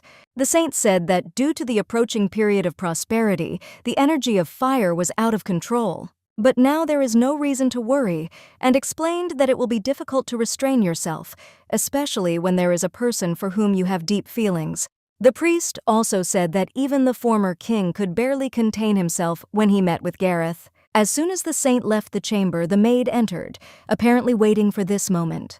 A smile was visible on the maid's face, showing her impure intentions. She reported that Mrs. Lucina had asked for a letter. The guy was surprised because he remembered that she had problems with writing. As she began to read, the maid asked if the candle should be lit again. Ignoring this and immersed in reading, Hakan agreed with the maid. After that, wishing him a good rest, the girl hurried to leave him. Having calculated the king's mood rose greatly, and laughing, he called his wife the best master of writing letters. He was amazed that it said that Lucina saw him every night and thought about him. But at that moment, the black magic began to work again and spread throughout the room. Hakan saw an illusion in which the girl writes that she does not love him and wants to leave the palace. And also the fact that the miss hates him, and even her own mother does not like such a person as the king. Hearing the unexpected shouts of the lord from the chambers, the knights hurried to check if everything was okay with him. But Hakan said that there was nothing special, only for a moment his emotions took over. Even after people interacted with him, His Highness couldn't come to his senses. They did not understand what had happened to him or whether he was feeling well. The guard, looking around, noticed a completely torn letter on the floor. But Hakan did not understand why, for no reason at all, he was so angry. The maids immediately began to gossip about this incident and scold Lucina's letter. Eavesdropping on the conversation, Titi did not understand because Mr. Kirali helped her with the writing. The next day, the girl hurried to the place of training. He asked what had happened because the lesson had not yet begun. She said that she wanted to talk to him before Lucina came. Titi indignantly asked what this unscrupulous man had done. Such an unexpected question caught the guy in a stupor because he felt danger. He thought that they had learned about his dark magic and she had found out, but Titi asked about the letter. The guy felt very relieved from this news. The girl became curious about what Kirai personally checked, and if there was anything strange in it, he would tell them. Kirali explained that there were only mistakes, but nothing of the sort, and he believed that such a letter would be even better. But to their surprise, Mrs. Lucina heard the conversation completely. She was horrified and shocked that Hakan took and tore up her letter. Confused, Titi wondered why the lady had come here all alone. The girl was upset and asked if the king was really angry because of her illiteracy. In order to somehow cheer up the main character, Kirai confirmed the words of the servant. After all, the king does not look like a man who could get angry over such trifles. The girl, cheering up, also realized that there had been some kind of misunderstanding. Seeing the not-so-sad face of the main character, the guy felt better. He did not understand why he was saying such a thing to her, because on the contrary, he wanted to quarrel with them, because he believed that she should be with him. Pulling herself together, Lucina stated that she would go and meet with Hakan to talk to him directly. Kirali tried to change her mind, but the girl was not afraid of the consequences and wanted to talk to the king personally. Titi supported the main character, after which she hurried to leave. But he instinctively stopped her by taking Kirali's hand, which made the miss not understand. He wanted to leave her on the pretext of a lesson, but the maid said that she would be present at it and therefore everything would be fine. Seeing her friend's enthusiasm, the girl was happy and thanked her for her help. After that, the main character resolutely went to look for her husband. Hakan sat and thought about his condition, which was very strange. He is consumed by anger, but he himself does not understand the reasons why it comes. At first, the guy decided that it was the medication, but even without taking them, nothing changed. Angry, he did not understand then what was the cause of his illness that did not leave. Remembering the candle that the maid had lit again, Hakan jumped up. The candle went out and he had a desire to light it again, and he also noticed that it was the same when he read the letter. The king suggested that the problem was in the candle and decided to call the saint to check on it. But his thoughts were interrupted by the main character running towards him at full speed. The guy was surprised and puzzled because he did not expect to see her here now. The girl said that she really wanted to talk to him right now, and she offered to go inside. The husband was confused because he did not know what she was up to but still agreed. Sitting opposite each other and lighting a scented candle, then the guy was ready to listen. Lucina said that because of her lover's bad mood, the miss was very worried. She also said that she did not need to take medications because she had healing powers. But at that moment, black magic once again seized control of the king. Looking at her with a doomed and emotionless look, he asked that she had healing powers. Lucina believed that her husband would be overjoyed to learn of her healing powers. But Hakan could no longer hear. There was an illusion in his eyes of his beloved whispering to Kirai, who promised to cure him of his illness and looked at him with a loving look. After a couple of moments, the angry king asked her how she dared to lie to him. The king accused her of treason. The frightened lady noticed again the strange behavior of her beloved. The girl felt that although she was alone, her husband saw someone next to her. Hakan stated that thanks to Kirai, the lady met her quick death. The image of Kirai, who continued to touch his beloved, did not leave him. The angry king stretched out his huge and strong hands towards the girl, which greatly frightened the main character, who could not do anything. A couple of moments ago, Karali had approached His Majesty's chambers, knowing that something might happen now. He was worried that Hakan might raise his hand against Lucina under the influence of black magic. And at that moment, they heard an unexpected woman's scream outside the door. While the guards were hesitant, and Brother Gareth was overwhelmed with mixed feelings, after that, unable to endure, he hurried to get inside as soon as possible. A picture appeared before him of Lucina and the angry king lying on the floor. The guy immediately approached the girl and asked to call someone, and also asked if everything was all right. Kirali regretted not stopping the main character and allowed her to go to her husband. The girl knew that something was wrong with her husband, but her brother Gareth insisted that a period of prosperity was to blame. But Lucina didn't believe it. She knew that Hakan wouldn't attack others, and the girl wanted to help her husband with the help of her healing power. Kirali knew that such a thing could have been done, but with her current state, it could be dangerous. The king wanted to make them pay for their treason, so he attacked Gareth's brother. The girl was frightened and began to cry from fear because she was worried about them. Although it might not work, but if everything was left like this, then they would kill each other. Lucina used her magical power and clung to Hakan, asking him to wake up. The power of the main character began to affect her husband, and he began to calm down. He was finally released by black magic, and he realized everything. The lady was overjoyed when she saw that her power had helped her lover, but due to the fact that she used a lot of strength, she began to lose consciousness. Picking up the main character, he reproached himself for what he had done and also realized that the girl helped him. A few moments later, a priest came to the king's room with maids. The king was still trying to understand definitively what was happening and why there were people here. One of the maids hastened to find out if all was well with the great king and Lucina. Hakan explained that he had just gone mad, but now he was fine, and there was no danger anymore. He also gave instructions to examine Kirai while he carried Lucina to him. There was a deathly silence in the room and a very tense atmosphere. As soon as His Highness left the room, one of the maids hurried out of them. The priest said that after examining the candle, she could not say anything exact, but it looked like a magical effect. After listening, Hakan gave the order to immediately throw away the candle, which the servants immediately hurried to do. The saint said that there was nothing critical, but there were small wounds on the body and the miss escaped with only bruises. An overflowing sense of guilt forced me to see my wife as soon as possible. Titi, seeing the king, immediately greeted him, and he said that he wanted to see Lucina. The maid explained that the lady had not yet woken up, but she would definitely betray to her later that the king had personally come to her. With a heavy weight on his chest, His Majesty approached his beloved. He was worried that, bewitched by sinister magic, he had harmed Lucina. Hakan wanted the lady to wake up quickly to ask her forgiveness, but at that moment a soldier burst into the room shouting trouble. As it turned out, the dragon fortress was attacked. At this time, the maid reported everything that had happened to the queen. The girl was worried that the king found out that the candle was to blame, and that the culprit who brought the candle would soon be found. But Gareth didn't care, so she told her not to worry about it. Then, with a smile, she asked to tell the maid that she had been blackmailed. The maid believed that the queen would then be under suspicion, but Gareth pointed out that there was no evidence.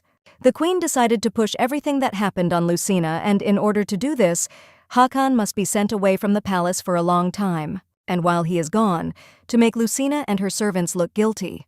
The king was outraged that he did not have time to visit his beloved, as they were attacked by fighters.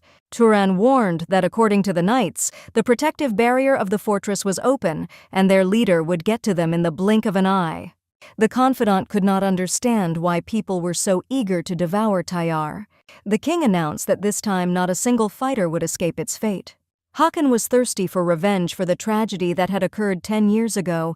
The fortress guards reported that nothing had happened except for the breach of the protective barrier. When the king learned this, he asked Turan what the hell, for he had been told that they were on the verge of death. Realizing that Hakan had simply been lured out of the palace on purpose, he immediately announced that he was going to return to the palace. Turan did not really understand the reason, but the master explained that it was a trap and everything was planned. As soon as they were about to mount their horse again, they heard the sound of hooves. The king ordered to prepare and defend the fortress, and he decided to deal with their leader. Laughing, the leader of the fighters dismounted from his horse. This man said that Hakan looked much better than he had ever heard. It was a woman's voice, and the king recognized it at once and was surprised that she was there. Pointing his gun on the neck of the enemy, he wanted to know what the goal of the attackers was. But without answering, the chief pointed his sword at the boy, saying that he hoped he was better than his brother in battle. Enraged, Hakan attacked the enemy, but he was absolutely calm. Hakan said that at all costs, he would cut off the head of the fighter and bring Tayar to his kingdom. Due to the fierce pressure, the knight could not keep up with blocking the attack and dropped his sword. But unexpectedly, the king was wounded by an arrow in his left side. The wound was extremely deep, that blood came out of Hakan's mouth. From pain and bleeding, the ruler fell to his knees, trying to stop the bleeding. And at this time, when her lover was bleeding, the main character woke up. Titi was overjoyed that her mistress had finally come to her senses. Miss jumped up and immediately began to ask where Hakan was. The maid told her that the king was anxious to see her, but that he was now defending the fortress. Shocked by this news, Lucina jumped out of bed and ran. Titi said that she would go with her and threw on a cloak so that the miss would not freeze. The girl thanked her friend for such sensitive care for her. The signal was issued to mark the king's return home. Lucina ran up to her husband's confidant and asked where Hakan was. Turan reported that in the battle with the Slayer, the king was seriously wounded by a black arrow. The guy wanted to take his majesty to the sacred temple as quickly as possible, and the wounds from the black arrows do not heal so easily. Hearing this, the main character immediately realized that they needed help urgently. Lucina announced that she was going to go with them. And in order for them to agree, the girl said that she could heal Hakan. Turan was sure that even priests could not heal wounds, so he did not understand how the lady was going to heal. But then I remembered the case of how that time the wound healed in half a day. Not believing, but still there are no other assumptions, that Lucina cured the king last time. Realizing that this was possible, Turan agreed to take the main character with him. Some of the soldiers were against the fact that they took the mistress without obtaining permission. But Turan announced that she would soon become the queen of Tayar, and who else should take care of the king? Titi and a friend of her husband helped the girl get on a horse to set off. After a while, they were already at a cave around which blue dragons were flying. Turan explained that there are many shrines in Tayara, but this is considered the most sacred. It was here that all the kings were born. The guy warned that there was almost no light and to be careful, and he himself would not go since he was not allowed. The girl was very grateful, but that they relied on her and brought her here. The main character immediately hurried to enter the sanctuary as soon as possible. Trying not to get lost, Lucina kept to the wall and walked very carefully so as not to fall. The lady was very worried, because of which she called her beloved. She wanted to heal Hakan as soon as possible, and at the moment she felt a chill in her legs. The girl thought the fever was very familiar and therefore went to him. But instead of Hakan, the lady saw a large dragon in front of her. Delighted, the girl asked if the dragon she had seen 10 years ago remembered her. Hearing this, he immediately realized that it was Lucina who cured him on that fateful day. The main character said that she would help heal his wounds, but in return he would help her find a husband. Approaching the dragon, the girl quickly began treatment in order to quickly solve the problem. Hakan took on human form again, and he didn't know what to say to her because the girl he was looking for was very close. Lucina was surprised to hear her lover's voice unexpectedly. Miss didn't understand what had happened because a large dragon had just been lying in front of her. Hugging her, the king said that the girl had saved him again, just like 10 years ago. The main character was surprised and embarrassed that Hakan was that big red dragon.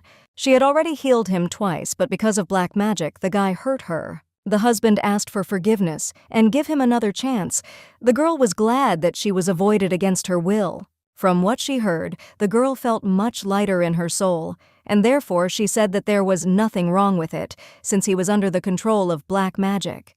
Smiling, the lady said that they seemed to be connected by fate, since Lucina had healed him once again, as she had done 10 years ago. The husband was embarrassed by such words, but it is really hard to believe that everything coincided just like that. The main character said that she was overwhelmed with joy that it was she who saved Hakan. The lady also said that because of the fact that she has healing magic, there is no need to be afraid of problems and yin. The king was still worried about her, but the girl insisted once again that there would be no problems with the child. The happy husband confessed his love for the main character and slowly began to hug her. Lucina reciprocated his sparkle of feeling, and they merged in a kiss. A little time passed, and Hakan carried the lady out of the shrine in his arms. Turan immediately noticed that the wound did not seem to have existed, and so he realized that Miss Lucina was the one who had healed him twice. The king did not have to answer anything. Everything was clear from his happy smile. The confidant said that because the mistress now possesses power, they will no longer be afraid of black arrows. Hakan gave an order that upon returning to the palace, his bedroom should be decorated. After all, he now saw no reason to postpone, something that they wanted to do much earlier. Having understood, the main character blushed all over and was terribly embarrassed. Titi was shocked when she found out that her mistress had not yet slept with her husband.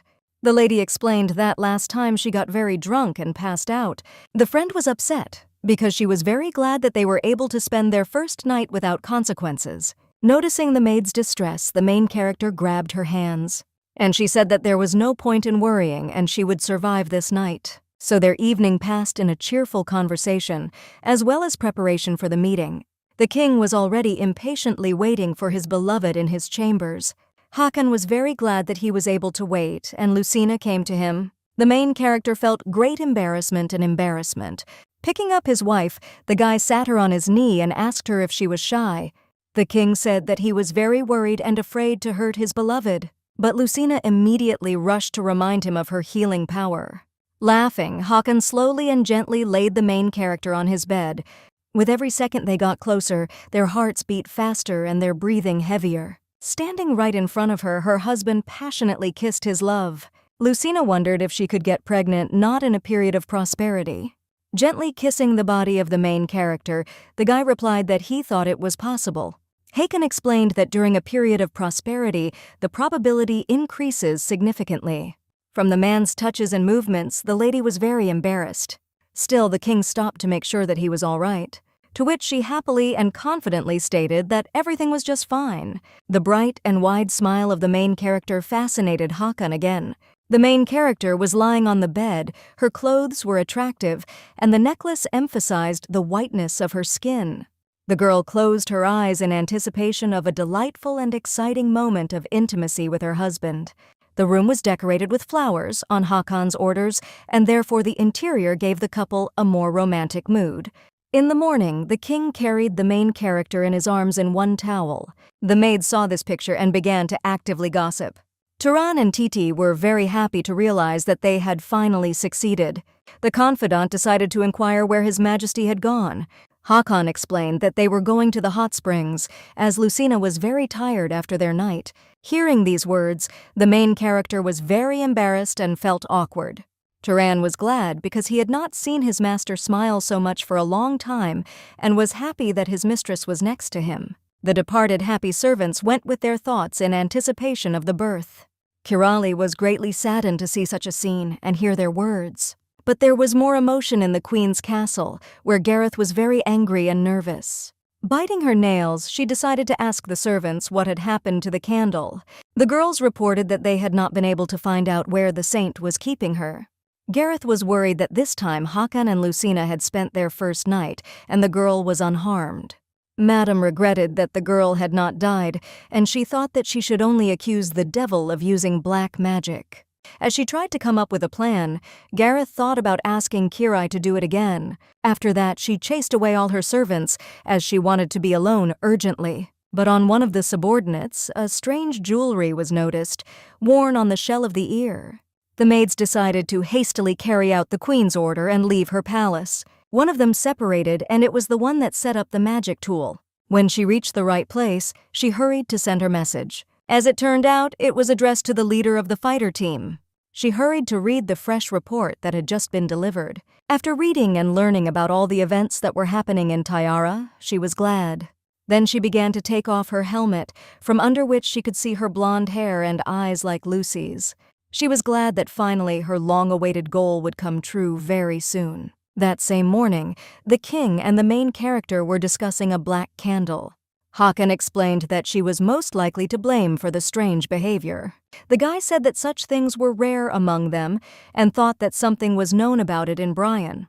Miss said that she had never heard of enchanted candles and also suggested that the problem might be the paucity of her knowledge. The king asked not to worry, because it is on his shoulders that the goal is to find the culprit. Although she has no idea who the culprit is, there is an assumption that it is Gareth's hand.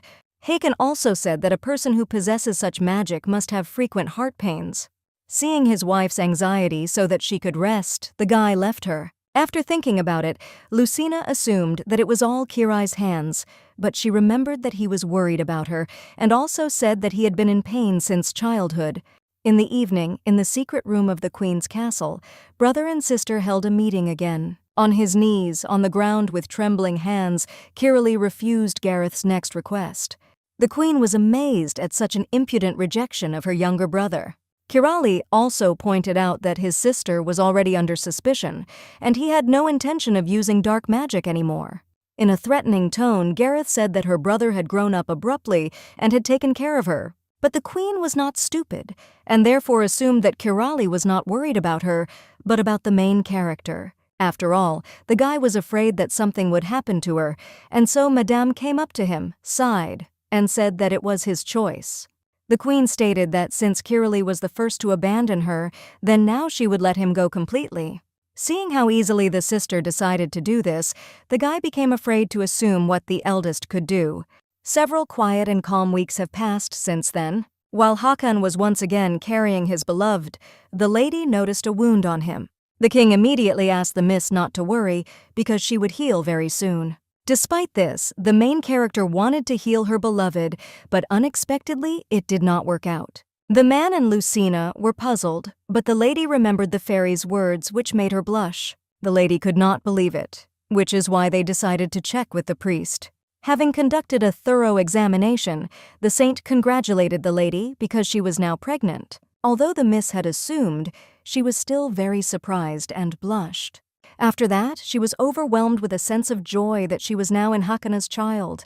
The priest warned that during pregnancy one should be very careful and not worry about trifles. Having said this, the doctor immediately hurried to leave in order to leave her lovers alone. As soon as they were alone, the king rushed to embrace Lucina.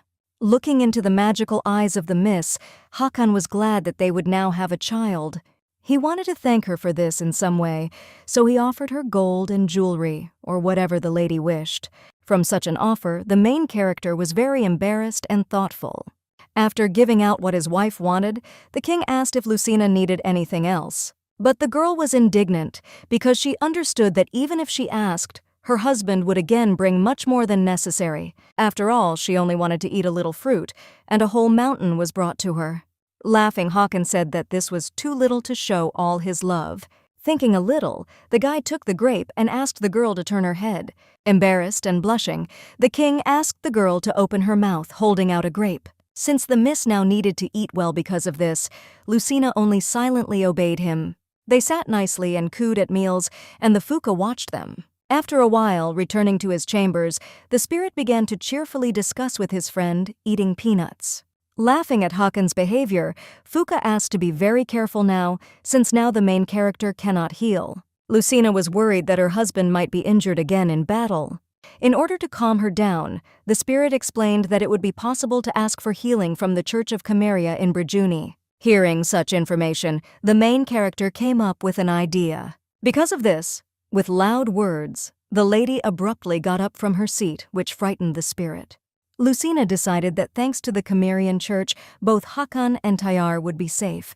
With this obsessive thought, the girl rushed to her husband to find out if it was possible to invite priests from this church. Lucina was immediately upset when she heard from her husband that it would be very problematic.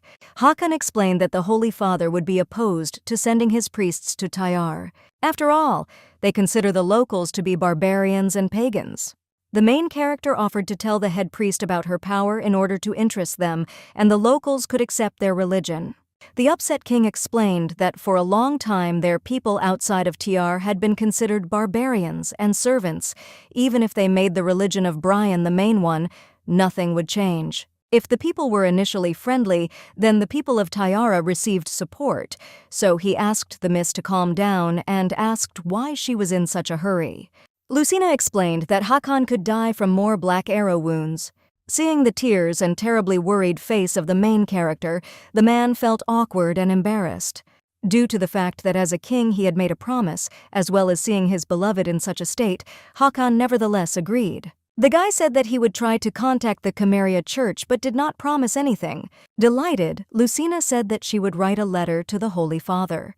The husband promised to help with the writing and asked to be sincere with the Holy Father. Noticing grammatical errors, my husband immediately pointed them out and explained how to write them. Hakan praised Milady for her writing skills, which had become noticeably better. Indignant, Lucina asked if it had been so terrible before. In order to get out of it, the husband explained that the main character did well before, it's just that now it's even better. Sitting on her husband's lap, the lady was concentrated on writing, but suddenly she felt ticklish. Hakan explained that he could not restrain himself because when Lucina was concentrated, she looked like a goddess.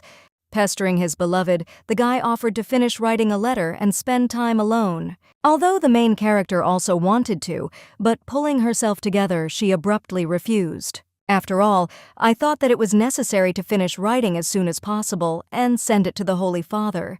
Calming down and gently wrapping his arms around his stomach, Hakan asked the miss whether Lucy wanted a boy or a girl. Thinking, the lady did not give an answer and asked her husband, and he said that he wanted a daughter. Since dragon girls are treated more leniently, although they are born rarely, they are born very strong and healthy. While Lucina was delighted with her husband, he again asked what his wife thought about it. The main character said that she would not care whether it was a boy or a girl, and the main thing was that the child was healthy. Hakan also reminded that whatever happens after the birth of a child, the lady will become the Queen of Tayara. And their idyll was interrupted by the news of Lady Gareth's arrival, but the king did not want to see her. Lucina said that there was no need to worry about anything, and believed that the mistress had come for a reason. Therefore, getting up from her beloved's knees, she asked to let her in. Entering the chambers, the madam hastened to apologize for such a late visit. After greeting the main character, the woman clarified whether she had disturbed them. Lucina said that everything was fine and there was no need to worry, but the lady did not understand why she was treated with such respect. Hakan once again pointed out that due to the fact that his beloved is carrying his child, now he must always treat her with respect. Gareth clenches her fist in anger, as she never thought that the Brienne would have a child with Hakan. Madame said that she had come to convey information, but only the king should listen to her, and so she asked Mrs. Lucina to leave these chambers for a while. The husband said that there was no point in going anywhere, since his beloved would soon become queen, and it was important for her to know about state affairs. Gareth said that she had thought for a long time that her maid had brought an enchanted candle, and so she remembered that the maidservant had often met with her brother Kirai. Making a frustrated face, the madam said that although she could not believe it, it turned out that it was her younger brother who gave the candle. Understanding the severity of Gareth, the king felt sorry for her, which is why he remained silent. But thoughts passed through Lucina's head that this was all pure nonsense. Hakan decided to use this information the next morning. Gareth led her to a special place, saying that she had been following her brother, but when she was noticed, she was chased away. Turan and the king, listening to these words, understood that they were looking at their sister-in-law very suspiciously and with distrust. Approaching the door, the master decided to find out if there was any evidence that Kirali had used this place. Gareth immediately declared that they existed, and my lord's confidant had smashed the castle with an axe. Opening the door, Madame thought that even if she betrayed her brother, he would not be able to do it in return. And if he still dares, then his sister has already collected evidence for his accusation. In Hakan's mind, there was wonder that what Gareth had said was true, and how they could not find out about the existence of such a place. The ruler wasn't stupid, but he didn't understand what his sister-in-law was up to. But if that was really the case, then they should not be slow to catch Kirai. And after a couple of minutes, they imprisoned the queen's younger brother. Turan doubted whether Gareth could really accuse and turn Kirai in. Hakan understands that everything is not so simple here, but they have no evidence to accuse his sister-in-law, and so when they entered the dungeon, they wanted to at least hear Gareth's name. After that, the younger brother began to be tortured. After knocking him unconscious, they never heard a word about Gareth. Turan suggested that perhaps Madame was really not involved in this. Hakan understood that it was his sister-in-law's hands, but he did not know why Kirai did not say anything. The burial of Raikan's body in Mezarul was moved to an earlier date. Turan was surprised, as there used to be a stipulation that they would bury him after the birth of the guardian dragon. The king confirmed his words and explained that everything was fine with the child now, and therefore he was going to do it earlier, while there was time. Hakan ended the conversation and warned that he was going to see Lucina to tell everything. He was worried about his wife's emotional state, since not only would she find out that her teacher used black magic, but also that he would have to leave the castle for a few days. Deciding that his beloved should not be surprised at this, he knocked on the door and shouted to her. Titi hurried to take a look to find out about her visitor, and then hurried to tell her about His Highness. Putting on a new dress, the main character was extremely happy that Hakan came to her. The lady happily hastened to tell that she had learned to write with her maid. Looking around and noticing the books, as well as a lot of written sheets, the guy was gripped by sadness again. Sighing, Hakan nevertheless told that Kirai was found to be the culprit of the black magic incident. The main character was upset that the fears were confirmed and her so-called friend confessed to what he had done. The girl sincerely believed him, but it seemed that he really wanted to harm her and Hakan. The worried lover immediately hugged Lucina and asked her not to be so sad. The king was worried that he had brought up such a topic, when a lady should rest and worry less. The main character was glad that her husband told her about it personally, but then she noticed his sad face. Hakan explained that although he would like to stay, he needed to leave the palace for a week to bury Raikan. This happened much earlier, as the Council of Elders was very insistent on it. Laughing, Lucina said that there was no point in worrying about her, and the girl would calmly live a week without her husband. Due to the fact that he would miss her very much, the king said that he would stay with her until his departure. And then the time came when the main character saw off her lover on the road. Before leaving, the ruler reminded them that they did not know when they could attack their fortress. Therefore, a minimum number of people will go to Mezarul, and therefore asked not to forget about safety, as well as about the protection of everyone. After listening to the report from the soldiers, the worried husband approached the main character. Gently taking her beautiful face with his hand, he kissed her on the lips in front of everyone. Looking into his mesmerizing eyes and smile, he offered to go into his bedroom for a while, but the lady refused. Turan recalled that it was time for His Highness to hit the road. Looking at her husband's receding back, the girl's eyes showed longing. And at this time in the Queen's palace, Gareth was eagerly awaiting news when Hakan would set off. Smiling insidiously, the sister-in-law said that Lucina had no idea what awaited her. A few days later, the main character already wanted to see her husband as soon as possible. Titi was worried and believed that if Miss stayed in her room all the time, then the mistress would be more sad. Not wanting to see such a depressed mistress, the maid insisted that they take a walk or at least take a bath. Lucina tried to explain herself, but her friend, not listening, said that she intended to cheer her up at least a little. As soon as the friends did leave the residence, the strange man began to follow them. Walking down the street, the girl did not understand for what reason she did not feel very well, and while the girls were talking sweetly and happily, a man began to approach them from behind. Abruptly grabbing Lucy's hand, he said that he had to urgently take her somewhere. Titi immediately hurried to stop and ask why they were trying to take the mistress somewhere. The warrior said that a spelled object was found in the bedroom of the main character, and they need to make sure who owns this item, which shocked the lady greatly. Lucina said that she did not understand what they were talking about and suggested that there had been some kind of misunderstanding. Titi said that no one had been in the main character's room in recent days. Sighing, the warrior said that he had not been told who had entered, but that he had definitely been found in Lucina's bedroom. Then he grabbed the lady again and said that she was obliged to go with him. The maid immediately interrupted this and asked why he was so rude, and warned that the king would find out about it. But the man just hit the maid, causing the mist to fall to the floor. The warrior was sure of his impunity because the king was not in the palace. Then he grabbed the lady again roughly and abruptly led her to the palace.